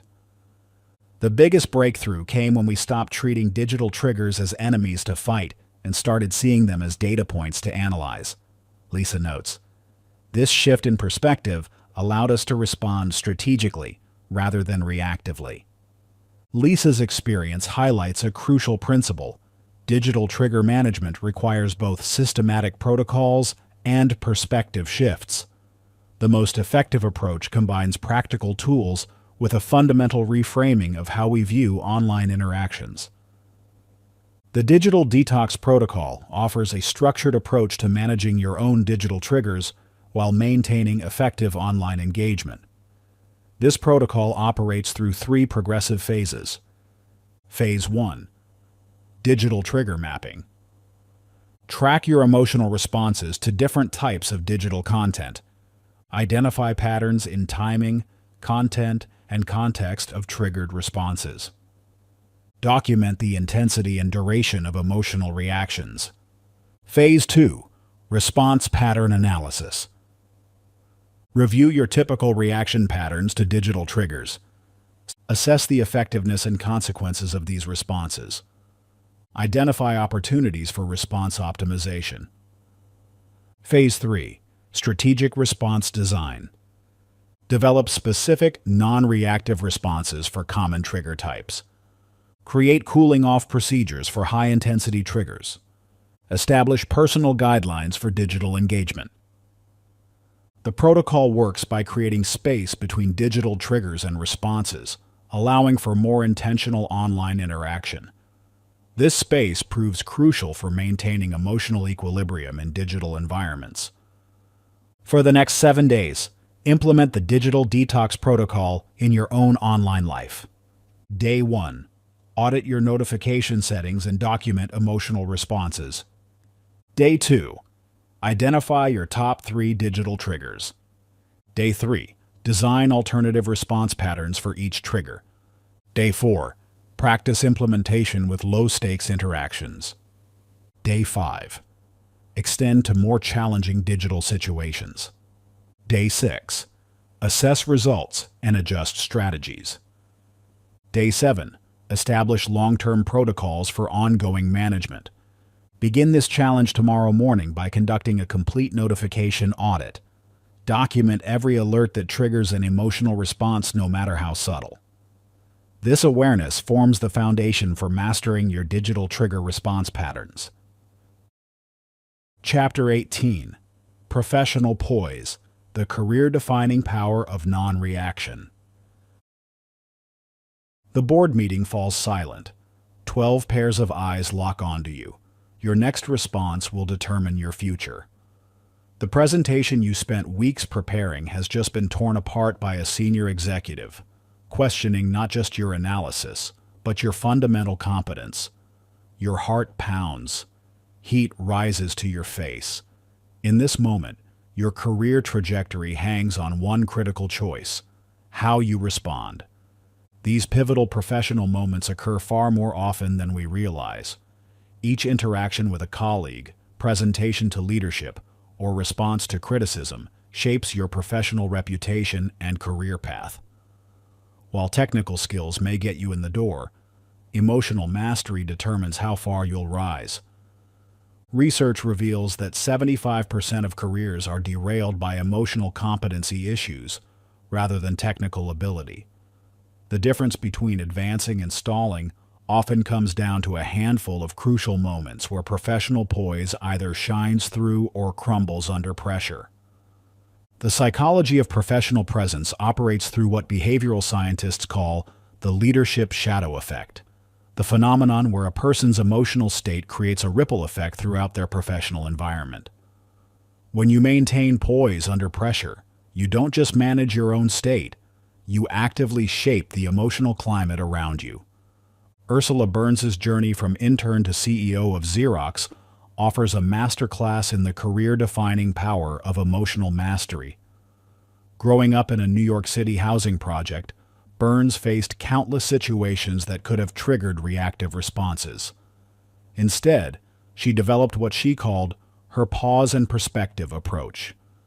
During a particularly crucial moment early in her career, Burns found herself in a heated discussion with a senior executive who dismissed her engineering recommendations based on dated assumptions.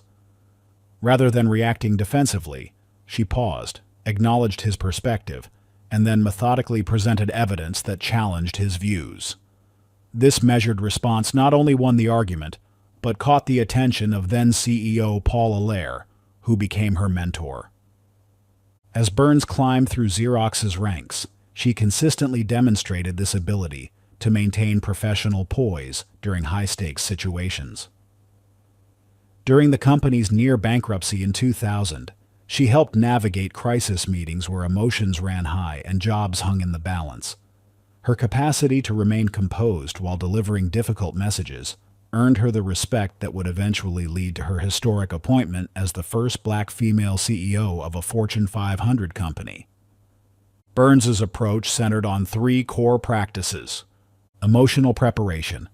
Before every significant meeting or presentation, she would mentally rehearse potential challenges and plan measured responses. Strategic pausing. When faced with provocative comments or criticism, she would take a deliberate moment to compose both her thoughts and emotional state. Perspective maintenance. She consistently viewed challenging interactions through the lens of long-term career impact rather than short-term emotional satisfaction. The professional response matrix translates these insights into a practical framework for navigating workplace triggers while maintaining executive presence. This matrix helps you calibrate responses based on both the situation's stakes and your emotional intensity. The matrix operates across 4 key dimensions. Stakes. Assessment. Evaluating the professional impact of the situation. Emotional temperature. Gauging your current emotional state. Response. Timing. Determining optimal moment for response. Delivery calibration. Adjusting communication style for maximum impact. Adrian, a junior trader at a major investment bank, discovered the transformative power of professional poise during the market volatility of 2020. Initially, his reactive responses to market swings and client pressure marked him as talented but unreliable. Each emotional outburst during stressful trades diminished his credibility with both colleagues and superiors. Everything changed when Adrian implemented the professional response matrix. During one particularly volatile trading session, he faced a situation that would have previously triggered an emotional reaction. A major client was demanding immediate action on a rapidly declining position, while simultaneously questioning Adrian's judgment. Instead of his usual defensive reaction, Adrian applied the matrix. Stakes assessment: high, client relationship and significant capital at risk. Emotional temperature: elevated, recognized physical signs of stress. Response timing: immediate acknowledgement needed, but full response could be measured. Delivery calibration: calm, confident, data-driven communication.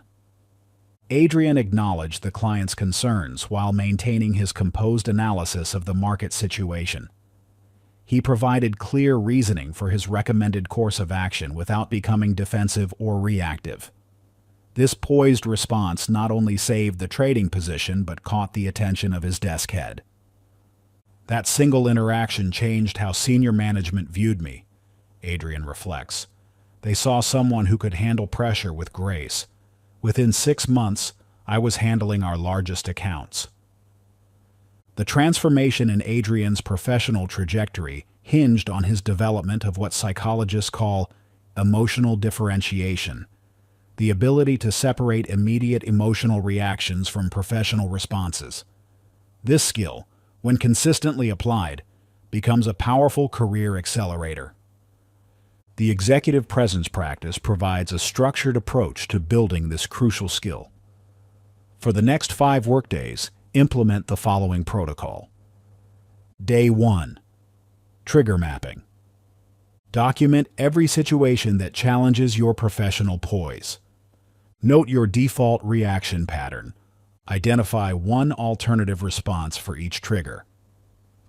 Day 2. Response rehearsal.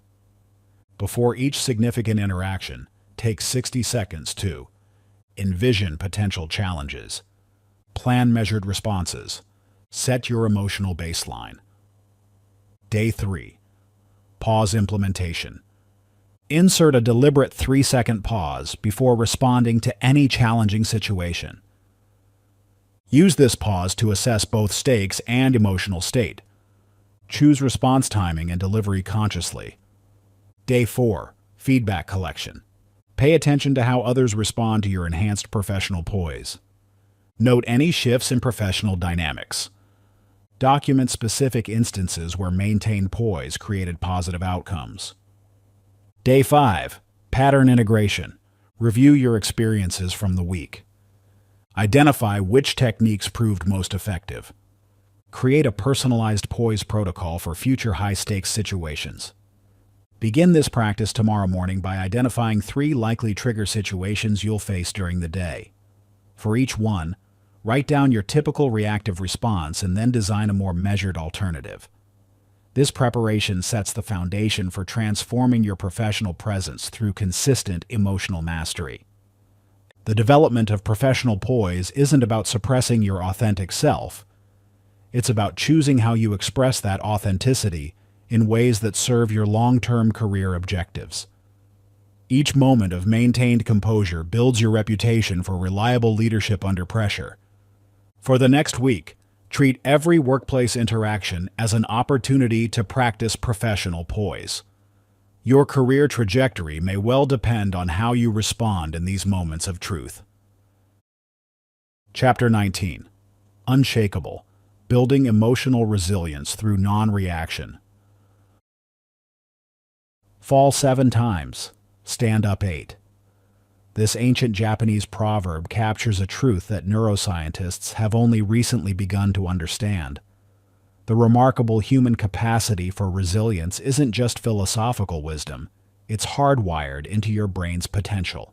Yet this potential remains dormant in many, activated only in those who master the art of non-reactive resilience. Recent breakthroughs in neuroplasticity research have revealed something extraordinary. Your emotional recovery system operates much like a muscle. growing stronger or weaker based on how you use it.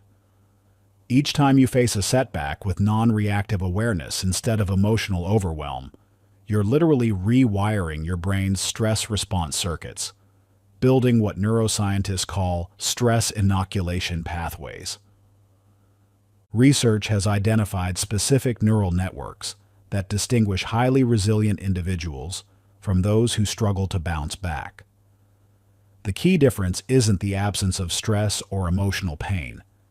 It's the presence of robust, non-reactive response patterns that allow the brain to process adversity without becoming overwhelmed by it. Venus Williams's journey with Sjogren's syndrome offers a powerful illustration of how emotional resilience can transcend even physical limitations. When diagnosed with this debilitating autoimmune condition in 2011, Williams faced a challenge that threatened to end her tennis career. The initial emotional impact was devastating. Her body was attacking itself, and her lifelong pursuit of athletic excellence seemed to be slipping away. Rather than reacting with despair or anger, Williams approached her condition with remarkable emotional discipline. She worked with performance psychologists to develop what she called her response reset protocol. This systematic approach to handling both physical and emotional setbacks transformed her relationship with her condition. The biggest challenge wasn't the physical symptoms, Williams revealed in a rare interview. It was maintaining emotional equilibrium when my body wouldn't cooperate with my competitive spirit. She developed a three-part resilience practice. Physical awareness, learning to distinguish between productive and counterproductive stress responses. Emotional spacing, creating deliberate gaps between challenge and response. Recovery rhythm, establishing sustainable patterns of stress and restoration.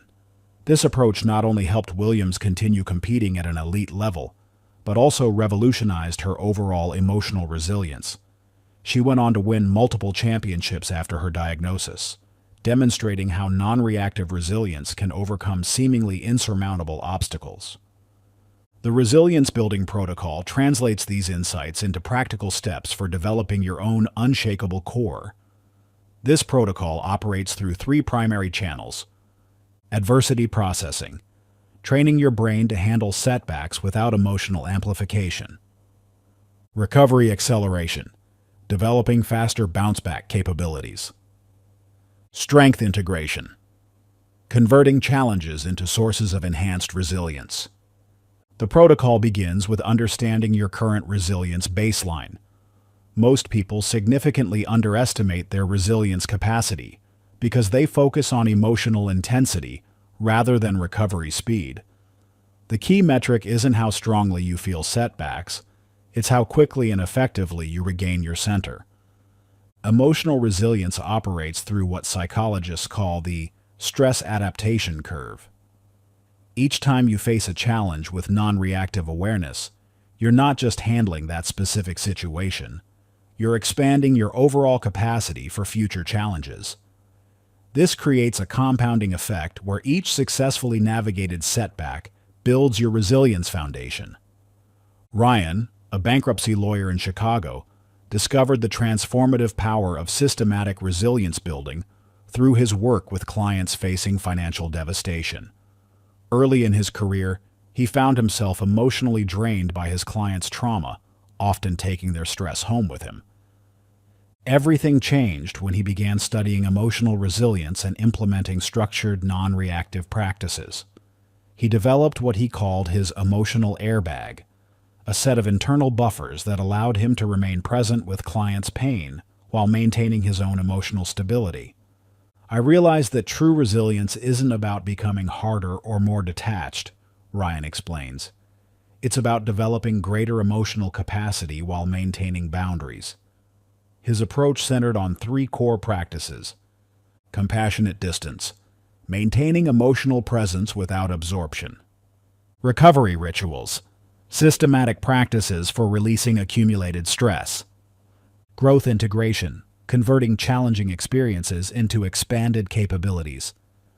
Ryan's transformation wasn't just professional, It revolutionized his entire approach to life setbacks. When he faced his own financial crisis during the 2008 recession, he found himself equipped with unprecedented emotional resources for handling adversity. The skills I developed helping others through financial trauma became my lifeline, he reflects. I discovered that resilience isn't about avoiding falls. It's about mastering the art of getting back up. The science of resilience has identified 4 key components of emotional recovery. Recognition, accurately assessing the impact of setbacks. Regulation, managing emotional intensity during challenges. Restoration, implementing effective recovery practices. Reinforcement, converting experiences into enhanced capabilities. The Resilience Growth Journal provides a structured approach to developing these components through daily practice. This tool helps you track both challenges and responses, creating a clear picture of your resilience development over time. For the next 7 days, maintain your Resilience Growth Journal using the following format. Challenge documentation. Record each significant setback or obstacle. Initial response. Note your immediate emotional reaction. Recovery process. Document the steps you took to regain balance. Integration. Insights. Identify lessons and growth opportunities. This practice isn't just about recording experiences. It's about actively building your resilience through conscious reflection and adaptation. Each entry becomes a building block in your emotional resilience foundation. Start your journal tonight by reflecting on today's most significant challenge. Document not just what happened, but how you responded and what you learned. This simple practice begins the process of transforming setbacks into stepping stones for growth. Remember, true resilience isn't measured by how many times you fall, but by how many times you rise. Your journey to unshakable emotional strength begins with this first conscious step toward non-reactive resilience. Chapter 20. The Heart of Connection. Mastering Non-Reactive Relationships. Your heart races as you hear those triggering words from someone you love. But this time, something is different. Instead of the familiar surge of defensive energy pushing you to respond immediately, you notice a new space opening up inside. In this moment of pause, you're discovering what relationship experts have long understood. The quality of your connections depends less on what others say or do, and more on your capacity to remain present without reaction. Modern neuroscience has revealed something fascinating about human relationships. Our nervous systems are literally designed to sync with each other, a phenomenon scientists call emotional co-regulation. When you react emotionally, you're not just expressing feelings. You're broadcasting a neural signal that directly impacts the brain chemistry of those around you. This understanding revolutionizes how we approach relationship dynamics. Every interaction becomes an opportunity to either amplify emotional turbulence or cultivate deeper connection through non-reactive presence. The key lies not in controlling or suppressing emotions, but in developing the capacity to hold emotional space while maintaining inner stability.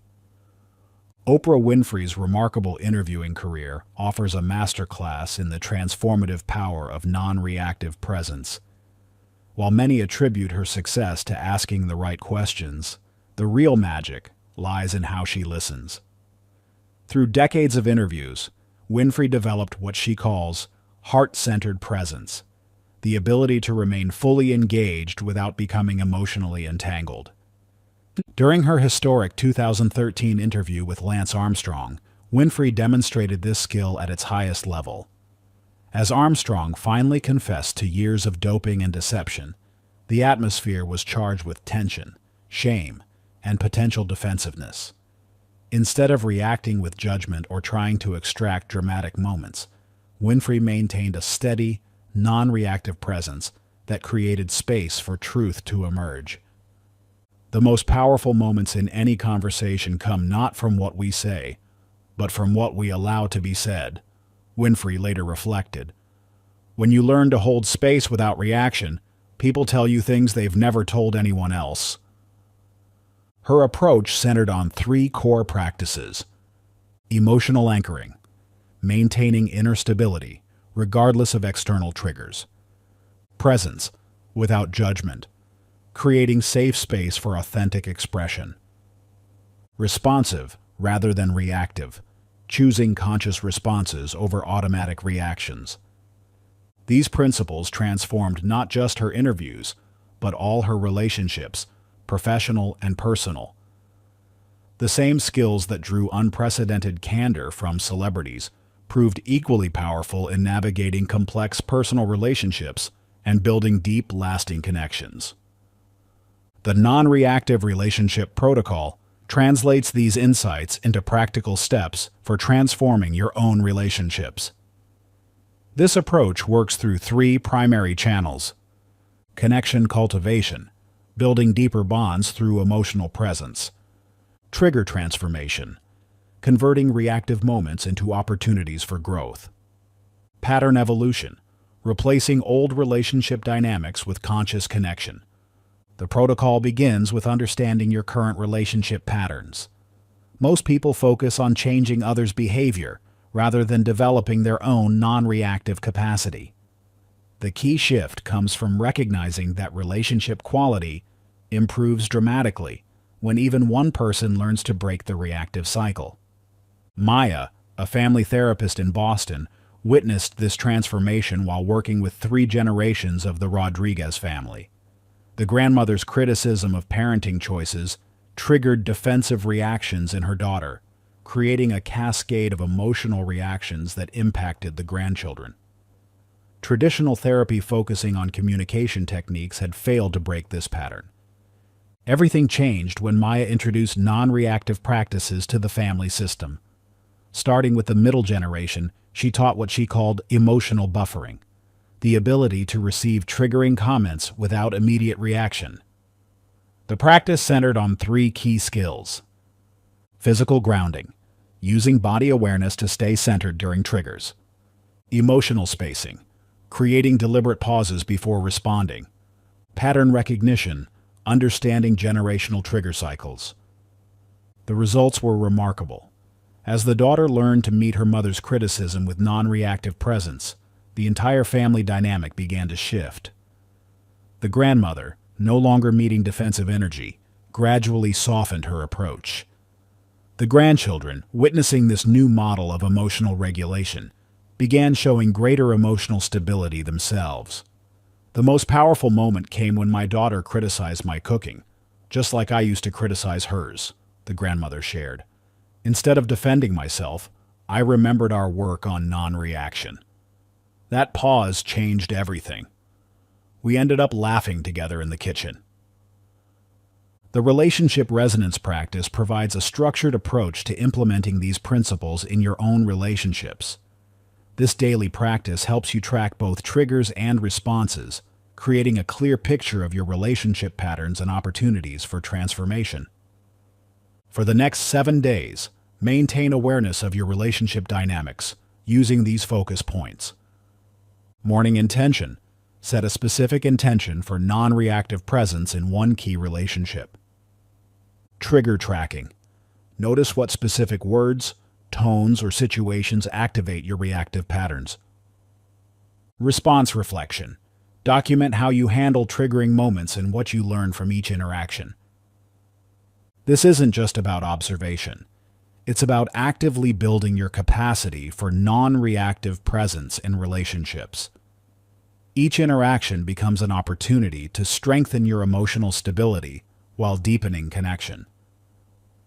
Begin tonight by choosing one important relationship for tomorrow's practice. Set a clear intention for how you want to show up in that connection, focusing on maintaining presence rather than changing the other person's behavior. Remember, the deepest bonds aren't built on perfect words or actions, but on the quality of presence we bring to each moment. Your journey to transformed relationships begins with this first conscious step toward non-reactive connection. Chapter 21. The Silent Power of Non-Reactive Leadership. The single trait that distinguishes exceptional leaders isn't vision, charisma, or expertise. It's their capacity to not react. This finding, emerging from a comprehensive study of global leadership effectiveness across 47 countries, challenges everything we thought we knew about what makes great leaders.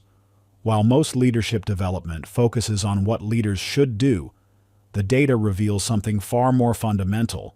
It's what great leaders don't do. Specifically, their ability to maintain composure rather than react, that sets them apart. When a leader reacts emotionally, it creates a cascade effect throughout their organization. Research in organizational psychology shows that a leader's emotional state can influence team performance by up to 30%, even when the leader isn't directly involved in the work.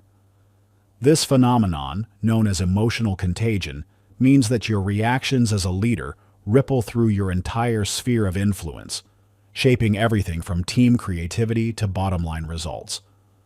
The neuroscience behind this is fascinating. When leaders maintain emotional equilibrium, their presence actually helps regulate their team's nervous systems. Brain imaging studies show that exposure to a non-reactive leader increases activity in areas associated with rational thinking and creative problem-solving in team members' brains, while exposure to reactive leadership activates threat responses and diminishes cognitive capacity. Angela Merkel's leadership during the European financial crisis provides a masterclass in non-reactive leadership. As Greece teetered on the edge of economic collapse in 2015, creating potential devastation for the entire Eurozone, Merkel faced intense pressure from all sides.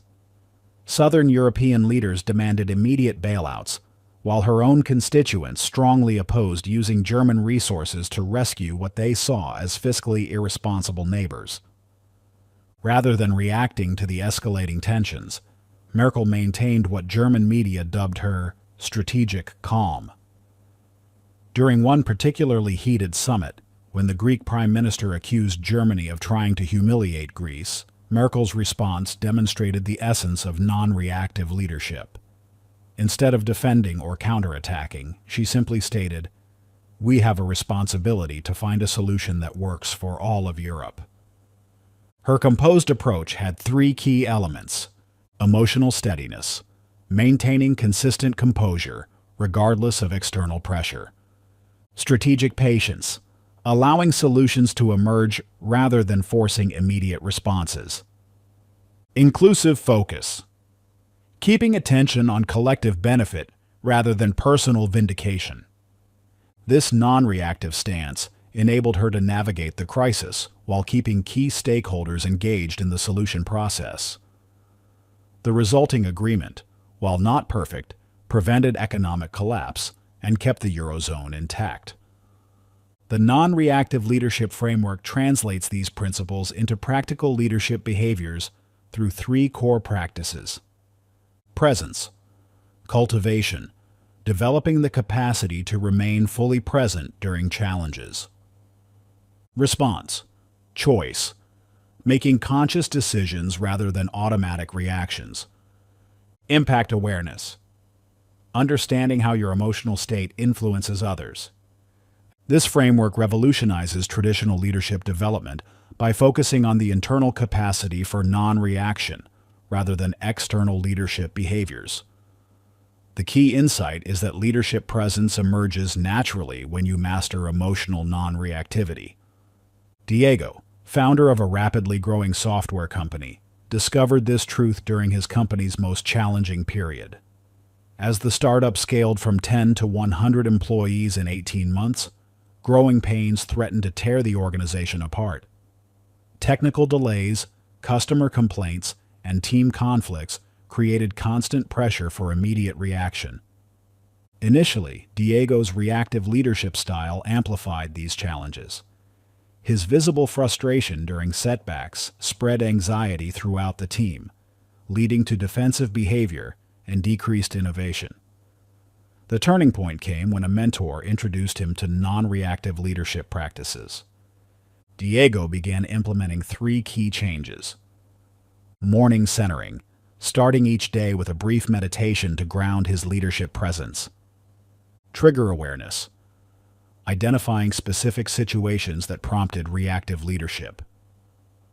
Response spacing, creating deliberate pauses before responding to challenges. The transformation was remarkable.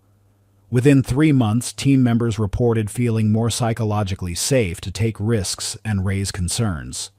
Innovation increased as people felt comfortable sharing early-stage ideas without fear of reactive criticism. Most importantly, the company culture shifted from crisis-driven reactivity to solution-focused collaboration. The most powerful moment came during a major system outage, Diego shared. Instead of reacting with my usual urgency and stress, I maintained a calm presence. The team, missing my typical reactive energy, stepped up with unprecedented ownership and creativity. They solved the problem faster than ever before. This experience illustrates a crucial truth about non-reactive leadership. Your capacity to not react creates space for others to step into their full potential. When you resist the urge to immediately fill emotional space with reactions, you allow leadership to emerge organically throughout your organization. The leadership presence practice provides a structured approach to developing non-reactive leadership capacity. This daily practice helps you track both your reactive triggers and your progress in maintaining leadership presence. For the next 7 days, maintain awareness of your leadership presence using these focus areas. Morning intention. Set a specific intention for non-reactive leadership in one key area. Trigger tracking. Notice what situations activate your reactive leadership patterns. Impact observation.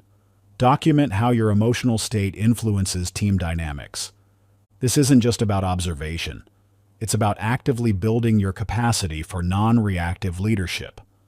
Each interaction becomes an opportunity to strengthen your leadership presence while cultivating a more empowered team environment. Begin tomorrow by choosing one leadership situation where you typically react. Set a clear intention for how you want to show up in that situation, focusing on maintaining presence rather than controlling outcomes. Remember, your greatest impact as a leader often comes not from what you do, but from your capacity to maintain presence without reaction. Your journey to transformed leadership begins with this first conscious step toward non-reactive presence. Tonight's challenge: identify 3 specific leadership situations where you typically react emotionally. For each situation, write 1 sentence about how you want to show up differently through non-reactive leadership presence.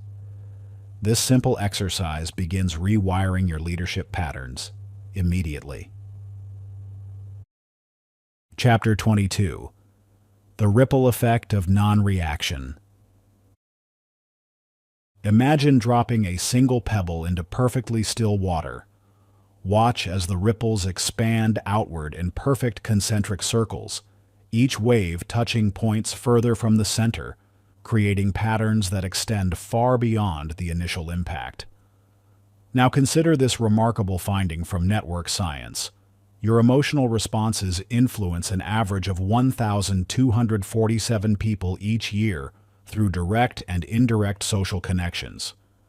This isn't just poetry or metaphor, it's mathematical reality. The science behind this emotional ripple effect is fascinating. Research in social network dynamics shows that emotional states can spread up to 3 degrees of separation from their source. This means your non-reactive response to a challenging situation influences not only the people directly involved, but also their friends and their friends' friends. A single moment of practiced non-reaction can create waves of positive impact that reach people you'll never meet. This revelation transforms the stakes of personal emotional mastery. Your commitment to non-reactive presence isn't just about personal growth. It's about contributing to the emotional ecosystem of your entire community. Every time you choose a thoughtful response over an automatic reaction, you're initiating a cascade of positive influence that mathematically touches over 1,000 lives.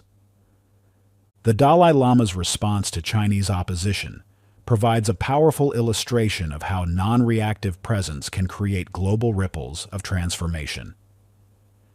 During a particularly tense period of Chinese-Tibetan relations, when inflammatory statements from Chinese officials were making international headlines, reporters gathered expecting an equally charged response from the Dalai Lama. Instead, they witnessed something extraordinary. With characteristic warmth and presence, he responded, "In my mind, I see the Chinese people as my brothers and sisters. Their anger toward me does not change this fundamental truth." This simple statement, delivered without a trace of reactivity, shifted the entire tone of the international conversation. Journalists who came expecting conflict left contemplating compassion. The ripple effect was remarkable. Chinese citizens who heard his response began sharing their own stories of connection with Tibetan culture.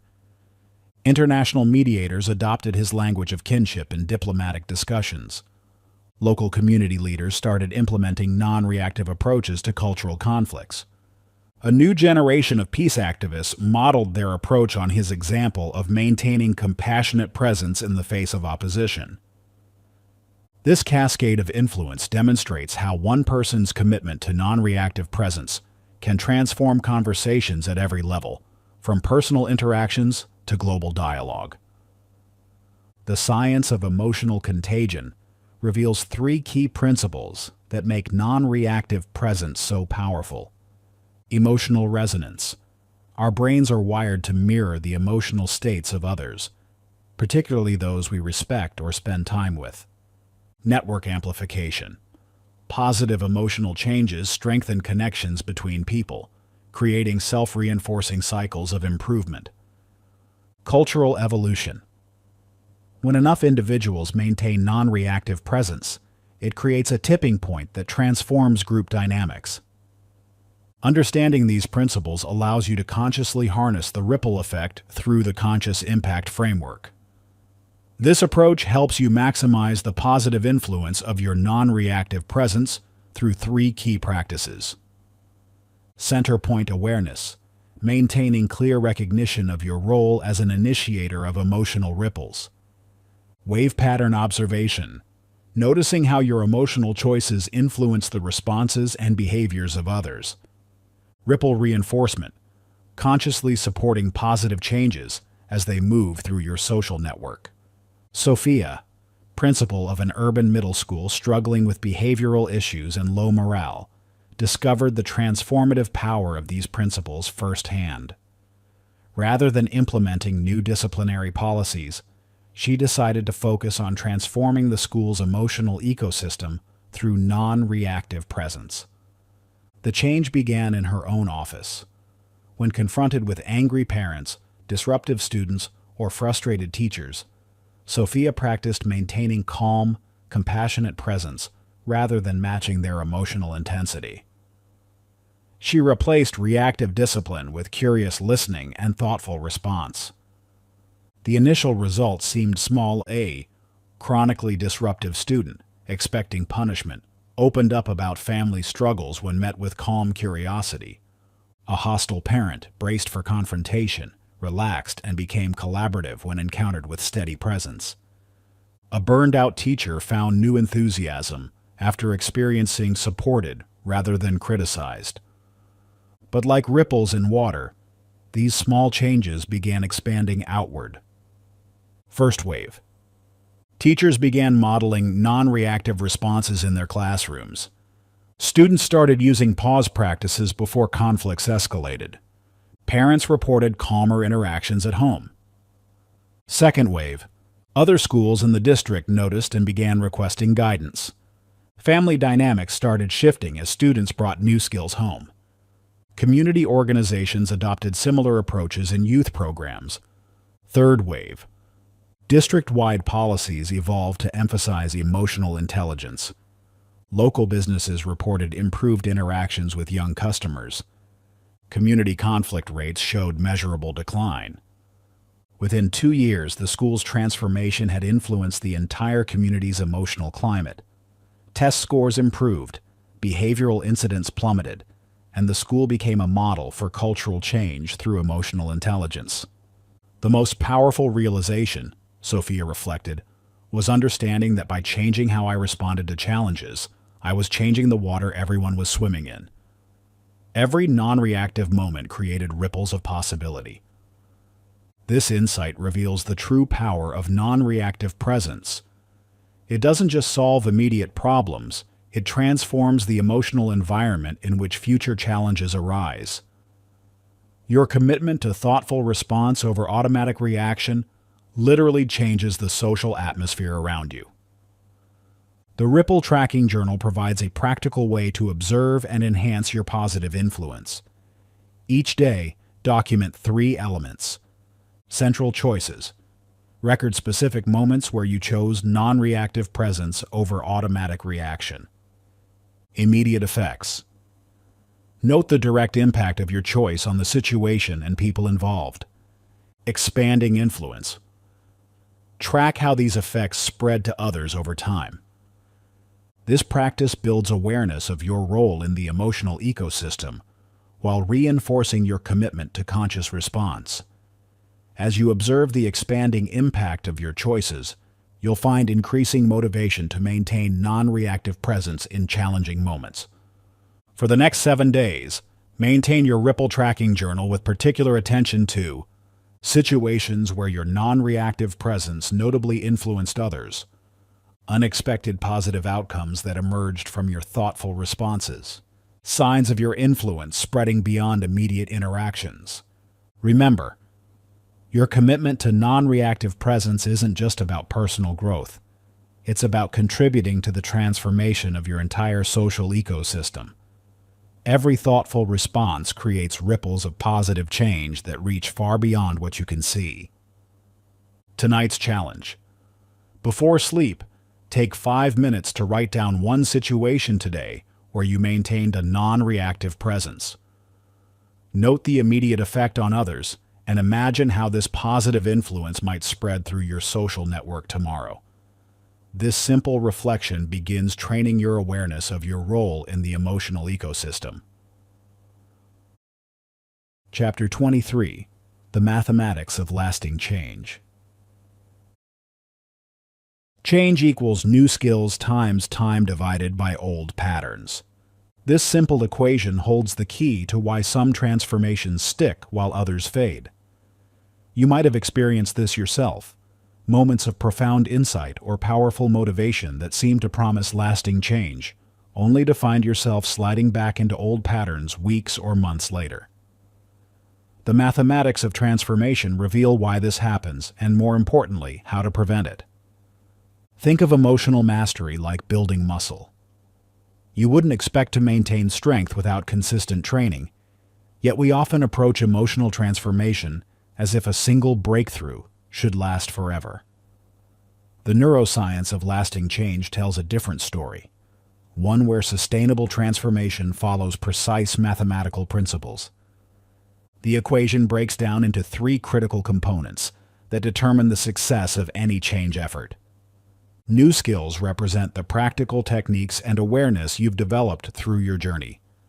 Time reflects not just duration, but the consistency and quality of practice.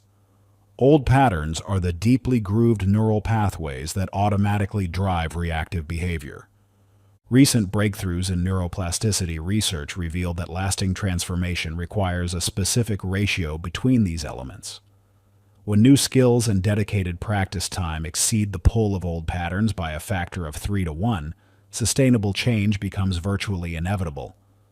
Below this threshold, even the most powerful insights tend to fade. Tony Robbins' journey from reactive motivational speaker to master of sustained emotional transformation perfectly illustrates these principles in action. Early in his career, Robbins could electrify audiences with passionate speeches that sparked immediate change, but he noticed a troubling pattern. Many participants would return to his seminars multiple times, having lost their initial transformations. This observation led Robbins to completely revolutionize his approach. He discovered that emotional intensity alone couldn't overcome ingrained patterns. Initial research into neuroscience revealed the crucial role of consistent practice. He began tracking participant outcomes mathematically, measuring the relationship between practice time and sustained change.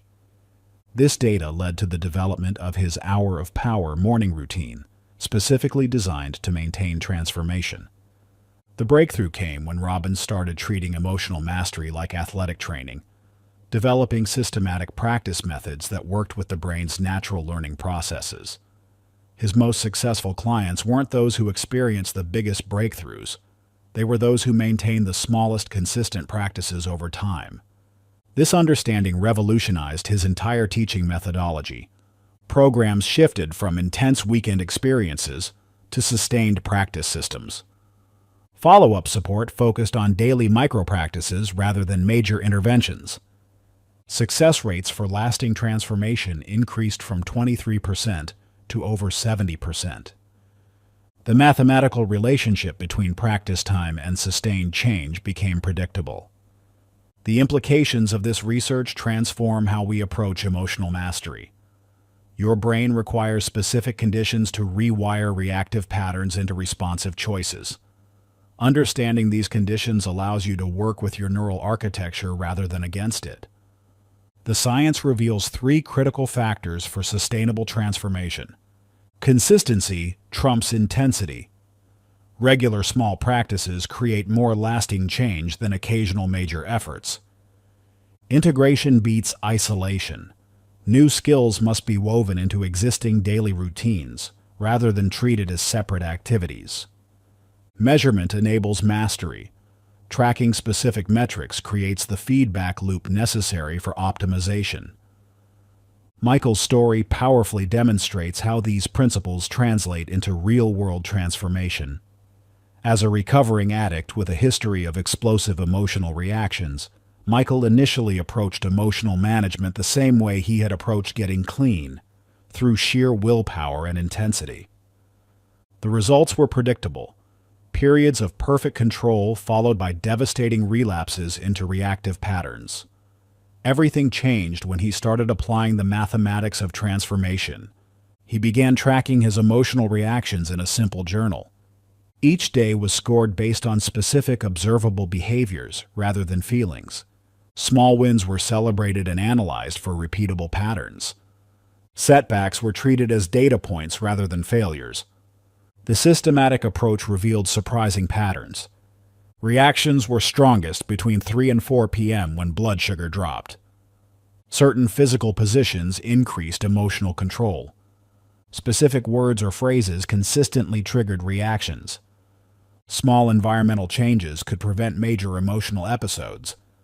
Armed with this data, Michael developed a sustainable practice system. Regular meal timing to stabilize blood sugar.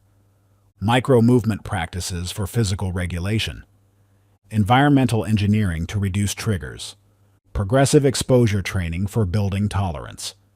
The transformation was remarkable. Reactive episodes decreased by 84% over 6 months. Recovery time from triggers shortened from hours to minutes. Other addicts began requesting his sponsorship. His approach was adopted by several recovery programs. But the most powerful change wasn't in the numbers. It was in Michael's relationship with the process itself. By understanding transformation as a mathematical equation rather than a test of willpower, he shifted from fighting his nature to working with it. The Sustainability Blueprint provides a systematic way to apply these principles in your own life. This practical tool helps you design a personalized system for maintaining emotional mastery practices over the long term. Tonight's challenge. Create your initial sustainability blueprint by answering these 3 questions. What is one small practice you can absolutely commit to doing daily, no matter what? What existing routine could you attach this practice to? How will you track and measure your consistency? Keep your answers simple and achievable. Remember, you're building a foundation for lasting change, not attempting an overnight transformation. The mathematics of change work in your favor when you focus on small, consistent steps rather than dramatic leaps. Chapter 24. The Ultimate Freedom. Imagine attending your own retirement party decades from now. The room buzzes with familiar faces, colleagues, family, friends who've shared your journey. As they take turns sharing stories about your impact, a pattern emerges. They're not just recounting your achievements. They're describing how your presence changed them. When everyone else would react, you remained steady, one says. Your calm helped me find mine, adds another. You taught me how to respond instead of react, a third reflects. What would change if you mastered your emotional responses starting today?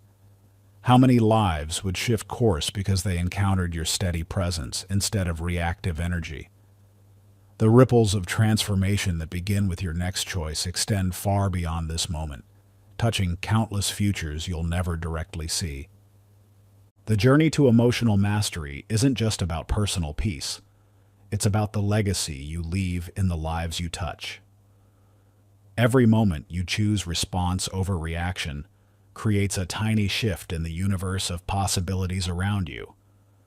These micro-choices compound over time, eventually determining not just who you become, but who others become through their interaction with you. Maya Angelou's extraordinary journey illustrates this profound truth. Born into trauma and silenced by early abuse, she could have remained trapped in reactive patterns of pain and protection. Instead, she embarked on a lifelong journey of transforming reactive suffering into non-reactive wisdom. Her transformation unfolded through distinct phases. Initial years of reactive silence, where trauma controlled her responses. Gradual awakening to the power of chosen response through writing. Developing a practice of studied calm in face of prejudice and pain. Mastering the art of turning personal suffering into universal healing. Teaching others to find their voice without losing their center. The turning point came when Angelou realized that her reactive patterns weren't protecting her. They were perpetuating her past trauma. This insight led to a revolutionary shift in her approach. Instead of fighting painful emotions, she learned to sit with them. Rather than reacting to prejudice, she chose to respond with dignity. When triggered by memories, she transformed them into poetry. Where others sought revenge, she practiced radical forgiveness. This non-reactive presence became the foundation of her most powerful work. Her autobiography, I Know Why the Caged Bird Sings, emerged not from reactive anger about her past, but from a deep, non-reactive exploration of human experience. Her poem, Still I Rise, demonstrates the perfect balance of emotional truth without reactive energy. The impact of her emotional mastery extended far beyond her writing. Her calm presence during civil rights conflicts helped prevent violence. Her measured responses to critics transformed opponents into allies. Her ability to discuss trauma without reactivity helped others heal. Her example showed how personal pain could become universal wisdom. The Freedom Framework provides a practical path to achieving similar mastery in your own life. Unlike rigid control systems, this framework focuses on developing flexible strength through three key dimensions. Awareness freedom, the ability to observe emotions without being consumed by them. Response freedom, the power to choose actions aligned with your values regardless of triggers. Impact freedom, the capacity to influence others through presence rather than pressure. Wei's story powerfully demonstrates how this framework transforms even the most challenging environments. As a palliative care nurse, she faced death and grief daily, a context that would trigger intense emotional reactions in most people. Initially, she coped by emotional detachment, but this left both her and her patients feeling disconnected. Everything changed when she discovered emotional mastery. Instead of shutting down around death, she learned to remain fully present. Rather than reacting to family members' grief, she held space for their process. When faced with difficult deaths, she transformed fear into compassionate presence. Where others burned out, she found sustainable strength. The transformation in her work was remarkable. Patients reported feeling truly seen and supported. Families found peace even in the hardest moments. Colleagues began seeking her guidance in difficult cases. The entire ward's atmosphere shifted toward greater peace. Way's approach centered on three key practices: morning centering to prepare for emotional challenges, micropauses between patients to reset her presence, evening reflection to release accumulated emotion. The impact extended far beyond her immediate work. Families reported easier grief processes. Colleagues adopted her practices. The hospital implemented her methods and training. Her approach influenced palliative care standards. This brings us to your own journey toward ultimate freedom. The Legacy of Liberation exercise helps you craft a clear vision of mastery and map concrete steps to achieve it. This isn't about imagining a perfect future. It's about building a bridge from your current practice to growing freedom. Take out your journal and reflect on these questions. What would total emotional freedom look like in your life? How would others experience you differently? What specific situations would transform through your mastery? Then map the three most immediate steps you can take toward that vision. Remember, you're not just building your own freedom. You're creating a legacy of liberation that will echo through countless lives you touch. The journey to emotional mastery is the journey to ultimate freedom. Not freedom from emotions, but freedom to choose your response in every moment.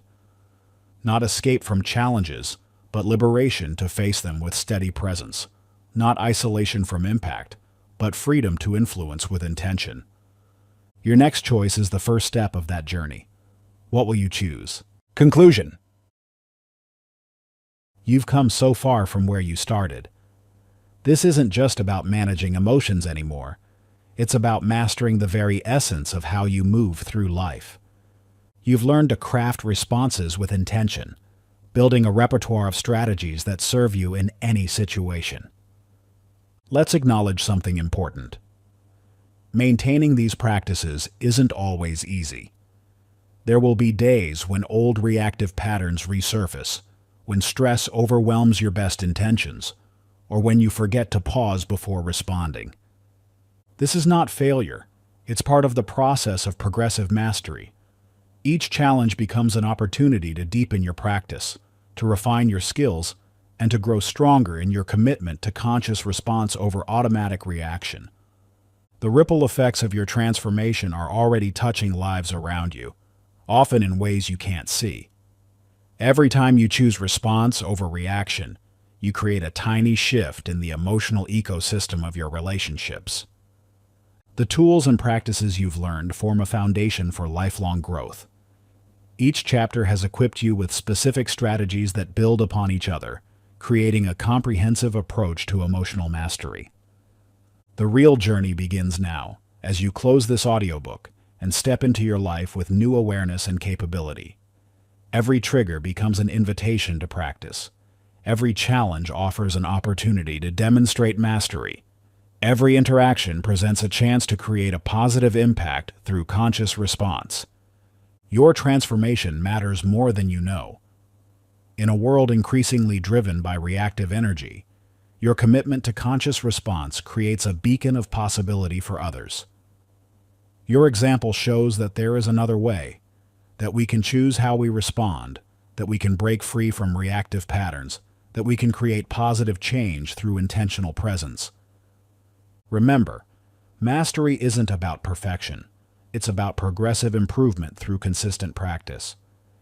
Each time you pause before reacting, craft a conscious response, or help someone else find their calm center. You strengthen not just your own mastery, but the collective capacity for conscious response. The journey continues with your next choice. What will you choose? Thank you for listening and for investing in yourself. I believe in you. Your potential is endless. Now go out there and create the life you deserve.